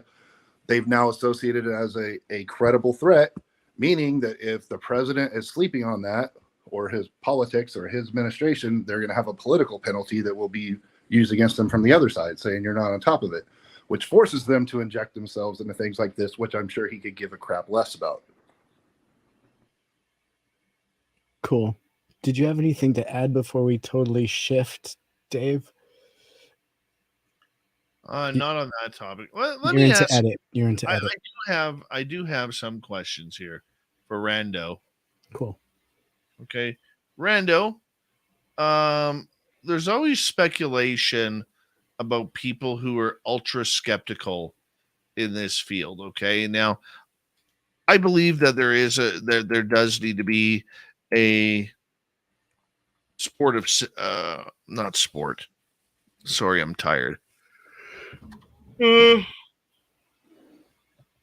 There does always need to be a sense of skepticism here. Okay, we need it. It's good for the public. It's good for knowledge. It's good for calling out the crap that might be there. Okay, don't have a problem with it whatsoever. But do you think that sometimes skepticism in what we're seeing, especially in the UFO field, because it is such a fringe topic, doesn't have the same meaning as it would for another topic of, say, giant sharks in the middle of the ocean or something along those lines? What do you think? You asking me or Timmy? That's to you, Rando. Oh, yeah. I mean, you're spot on. You already know what you're alluding to there, and you're correct. It's the fact that it's compartmentalized in this way that if it was anything else, if it was sharks in the middle of the ocean, for instance, there would be complete transparency of it. This is literally one of like three things. It's like the UFO phenomenon, assassinations, and maybe a couple other things that it's like we don't talk about it because we don't actually know, even though we know what's going on. It's just they turn a blind eye to it. So yeah, you're right. It would be completely different. This is one of very few taboo topics. Okay, so let me follow that up. Do you think then that some of these skeptics, and granted, I know you don't officially know the answer, so it's probably more of an alleged type answer, a hypothetical answer. Do you think then, as fringe as this topic is, that the U.S. government would take counterintelligence pieces and put them within the community? From everything I've heard, that's already happened. That's been happening. I don't know who they are because, again, I've never worked in OSI. I've never worked in CIA. I've never worked for those parts of it. So it's a lot of secondhand, a lot of rumor.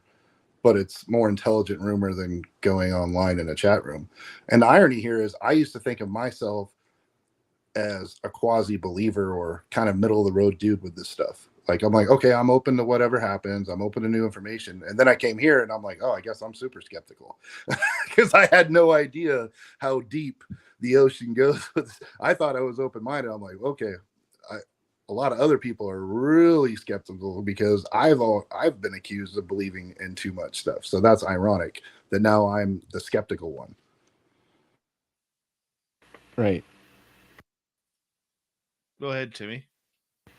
Oh, well, I just wanted to sidestep to the recent thing that came out from Harvard Astronomy Department, where the director of the Pentagon's UFO unit and the former Harvard University chair co-authored a paper saying that alien motherships could be flying through our solar system, and that an artificial interstellar object could potentially be a parent craft that releases many small probes during its close passage to Earth, and that can be some of the stuff that we're seeing.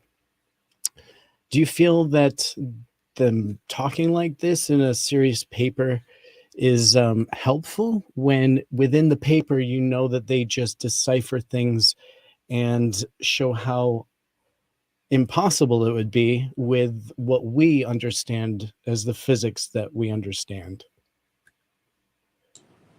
Yeah, I mean, if you think about it, though, they're just rebirthing theories that have been around for decades, if not longer. And they're bringing them in a way where this is kind of like the thing to talk about right now. So if it's a newspaper or periodical, I get it. There's some smart people and organizations behind some of the quotes, but it feels like it's all being charged and collected to almost not mock the topic, but it's almost like, hey, we thought you guys were crazy, but I guess not, right? Like, it's still kind of the same thing. It's still the same sentiment, except they're doing it with their arm around your shoulder if you're a believer instead of laughing at you from across the room now. I think with this stuff, yeah, any of that stuff's potential. We know 400 ways aliens could potentially invade, but that's not what's happening right now. It wouldn't have stopped as soon as it left the news cycle and as soon as it was politically expedient for it to do so. It would be continuing, and we continue seeing an uptick if it was any kind of organized surveillance or invasion. Okay, well then how would you respond to what Ross Coulthart was talking about just today, saying that he feels like the world is on the cusp of a momentous change, and he suspects that whistleblowers are revealing to Congress the existence of a legacy UFO program and potentially non-human intelligence, and expects that information to leak? That's his quote. What's your position on that reality? I could probably go to every single decade and quote something almost identical minus the whistleblower. The whistleblower is just the newest, I don't know what to call it really. It's mechanism, prop, whatever you want to do. It's like, sometimes it was Project Blue Book, it was this, it was that. Like, there's always some form of disclosure, like once per decade. Clinton came out and talked about it in the 90s. And it's been, Obama even mentioned it once during his administration. It's not a presidential or administrative thing. It's something the government does almost on a decade basis. And they come out with some kind of new prop or something shiny to dangle in front of the community. And you'll find one or two famous people. You could probably Google it, even though I don't know this. I've seen it before, though. You've heard this before. Probably once or twice a decade, you can find a very prominent UFO person saying we're right on the cusp of disclosure, and people are talking, and then they move the timeline up, and 8 years goes by. We forget about it. We have a natural disaster, a civil unrest, a media cycle, a new administration, and then we reset it and do it 8 years later again. So it's a little fatiguing, and pardon me if I don't buy into it. Don't you feel like this recent push has brought the ball the furthest down the line that it's gone, with the Pentagon admitting the reality, or military having its hand forced releasing videos with the help of people like Jeremy Corbell? Do you feel like perhaps this go is a little bit different than what we've seen in history because it's a little bit harder for them to hide the reality? Yeah, it's definitely getting harder because of technology and social media. our ability to communicate without the media. So in the old days, you could only talk to your community, right? And then you could talk to people with phones. And then you had the news, and there was 4 networks feeding you all the information you would ever learn in the world for decades. And then we got cable, and things opened up, and then conspiracy theories started with the internet. Now all of us can talk to all of us in other countries in real time without permission from any government, and totally disregard. We don't have to watch CNN. We don't have to watch Fox. We can literally go on Twitter and share ideas and share our evidence amongst each other. So they've lost control of everything but the mainstream narrative that the administration wants to put out for each government. And that probably scares the crap out of them. And they feel like, okay, we got to give them more, or we got to give the appearance that we're giving them more, so that they chill out and let us still run the show from behind the curtain. I want to get into this next part that totally relates to that, but I would love Dave to hear it. But anyways, I'm going to do it anyways. A recent survey conducted by the Pew Research Center has revealed that a surprising 65% of Americans believe that intelligent life exists on other planets. This figure is based on a survey of 10,417 U.S. adults conducted between June 14th and 24th of 2022. And so of those surveyed, 51% believe that, so of that 10,417, 51% believe that the UFO reports received by the military are possible evidence of life outside our planet's existence. And 40% of this group say that the military reported UFOs and that they are possible evidence of non-human life, while only 11% believe that life outside Earth definitely exists. So meanwhile, 47, I know this is a lot of numbers. Meanwhile, 47% It's fine, you make numbers sexy. I smile during it. Maybe that helps. If you were my math teacher, I would have passed algebra. Oh, right. Because I go over things twice. I like it. Right. Solve for X. Sorry, I'm going to mess you up. Right. I always tried to get things wrong just so I could hear my teacher repeat it, you know. Meanwhile, 47% of respondents believe that the Army reports are possibly not evidence of life in the universe, and 11% do not believe that 11% do not believe in the proof of life other than Earth. So there's no proof. 11% believe there's no proof. So this is a really recent study. I think it holds surprising results.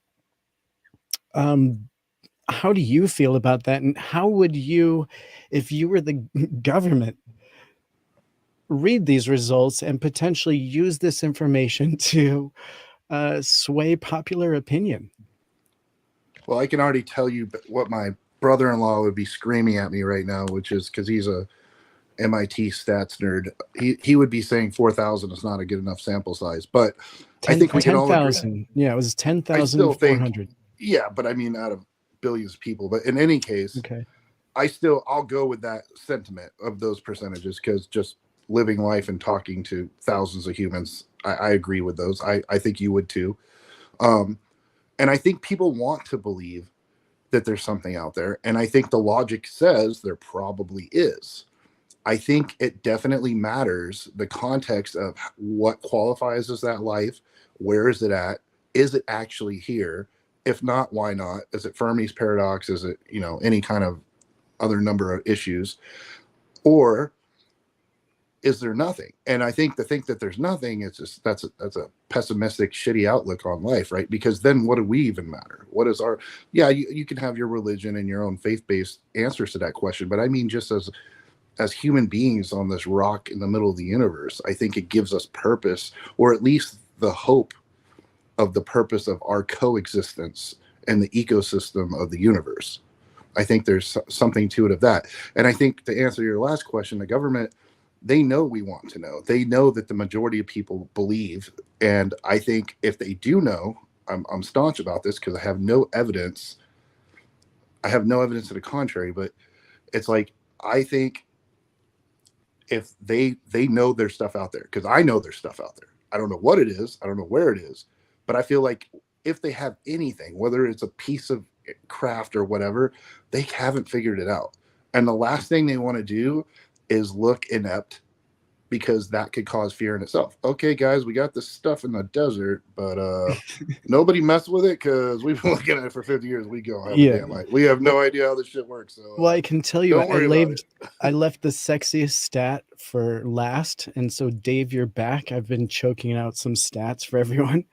The last one is my personal favorite, and out of the 10,417 people asked for this survey, they found that 87% of Americans do not see UFOs as a significant threat to national security, while 36% of U.S. adults view U.S. UFOs as a minor threat. 51% don't believe they pose a threat at all. And then additionally, 17% of Americans see UFOs as friendly, and 7% believe they are unfriendly. And the remaining 74% don't hold an opinion. So interesting stats all around on friendly and unfriendly. And the 74% are holding off their opinion on whether they're friendly or not. But the threat narrative hasn't been working on most Americans. They don't see it as a threat to national security. And 36% just see it as a minor threat, right? Well, I mean, most people are stupid, though. You've driven on the highway, right? Okay. When people we can't say that. I'm just saying most people fail to even begin to comprehend the threats on a daily basis that we face as humans. Like, but a lot of people fly, right? They're in airplanes. Pretty damn safe. It is, but that's what they're talking about here. Flight safety, national security, right? And we just had that balloon thing. Now, this was taken before our balloon again. But again, please continue. I didn't mean to interrupt you. No, I was just making the point, like the general consensus, the reason that we have the laws, the speed limits, everything that we have in this country, just for here, and it goes globally, but just locally looking at it, is we always have to play to the lowest common denominator. Like the masses, public school systems and the workforces aren't generally in charge of things that are important for a reason. The people that are doctors or work high up in the government and the military side, at least, I won't say high up in the government because politically charged positions don't really count. But the people that run stuff generally are highly qualified to do so because they are great at threat assessment and modifying and adapting to an emerging threat, whether you're in medicine, whether you're in the military. And general public is not equipped to even understand what the threat could be. And that's fine in this case, because I'm more apt to say it's not a threat to us, because if it was, what are we going to do? If they want to kill us, we're done. So why stress it? That's my approach on it. Dave, did you want to hop in here? Well, I mean, it comes down to the effort that we see happening as well, and this is where I get confused. Like, if there really wasn't anything there, why put it out there to the world? Why challenge it so much? This is where I get a little bit confused with everything. I think the answer to that is because they have stuff, or they know stuff, or they've recorded stuff. I think the stuff is there. I think they don't know what it is, and I don't think they've ever contacted any aliens or any of that kind of stuff. I don't buy into any of that. I don't have the evidence for it, but it just doesn't make sense with what I know about how the government and the military works. I think they have some stuff. I think they have concrete proof there's stuff out there, but they have no damn idea what it is, and they're not going to talk about it till they do. Are you willing? There are others out there like myself who will say that they've already had plenty of time. They've already had plenty of evidence of situations, of things that have happened out there. Yeah, but again, it just goes back to the lowest common denominator. They're always going to err on the side of, if we don't know the answer, we're not going to. We know better than you, right? This is the same. That's what the government has turned into lately, unfortunately. We know what's best for you. You sit home and you do what we tell you to do. We know better. And I think this is one of those things. They think they are our parents, and forgetting that we are the people of our nation, and they work for us because we've yielded that power to them over decades of all kinds of bad philosophical stuff, ideological subversion from the Russians, and you could go down the line with media brainwashing and all the way down to what were we talking about the other night? Where you get people doing lobbying. So there's all kinds of agendas, and we've traded the power and sovereignty of our own lives and our own civil rights, and to a degree, for convenience and for faux protection in some cases. Big protection that matters, military protection, that stuff's there, and they're doing a damn good job at it. But on a social level, on a day-to-day basis, the government intrusion in your life is ridiculous. And it's all traded away because of fear-mongering. And I think this holds in the same line of thinking. It's profound. Could be. I mean, we'll see if and when it happens. Are you hip to sharing your opinion of that case I sent to you, or is that not really of interest to you to talk about? I just don't have anything really to add other than what I told you. I don't want to be negative. I just look at that. I'm like, okay, what do we glean from this? I mean, if you want to give your story, I'll give the same input I already gave, but it sounds negative. That's not my goal. I'm just trying to say, hey, how does this move the ball forward over something? You know what I mean? Then maybe I will go over the case. But maybe before I jump into that, do you ever think perhaps there could be like that UFO legacy program that they were kind of hinting at, that Cult Heart is hinting at? Do you think it could be ever hidden away in something like the Department of Energy or something like that, where their purview kind of is there? Because obviously we've had strange incursions over energy sites and nuclear sites. And so do you think that something like that program could exist, but it isn't in the place that we're looking for, like FOIA and things like that? Stuff, if it does exist, it is absolutely, there's a 99.9% it's actually contracted. Because when government out of the government, you mean? Yeah, because the government contracts, they can, any SAP program, SCI program, whatever, top secret, insert space mission here, insert whatever secret mission here, they can contract contractors. There's people within private companies. We know the names of most of them, right? Because they build most of our coolest stuff. And those people can be entrusted with things that never have to be talked about. If our military formulates a group, or a portion of our government creates a committee, a group, whatever, it's got to be line item somewhere. When you put it under the protection of a corporation's umbrella, unless they've committed a crime, you cannot touch it. You will never see it. And that's why I think if it does exist, it exists in that capacity. Like somebody's safeguarding this stuff off the maps, and you won't find it. It doesn't matter. The president can ask all the questions even directly, and he's not going to find out because it's not in his line items of things he can access.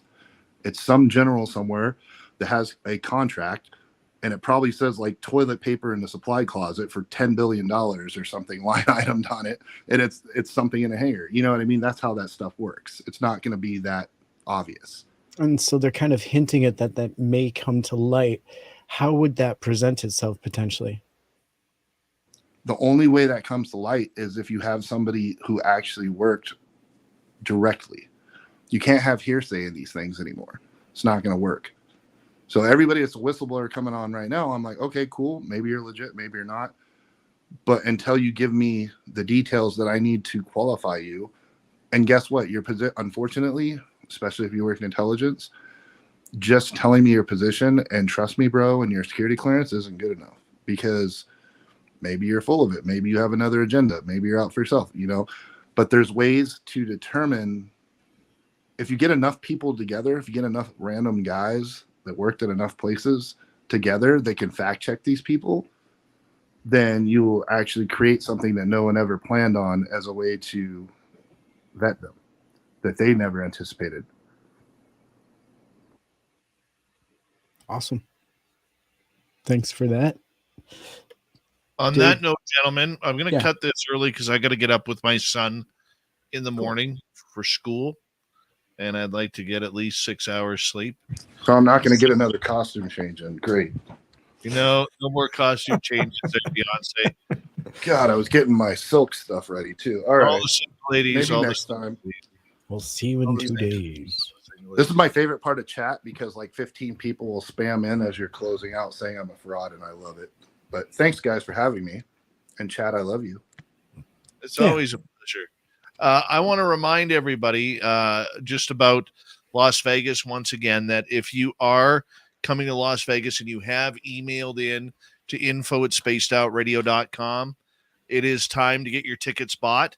It is time to confirm that you are coming to the event.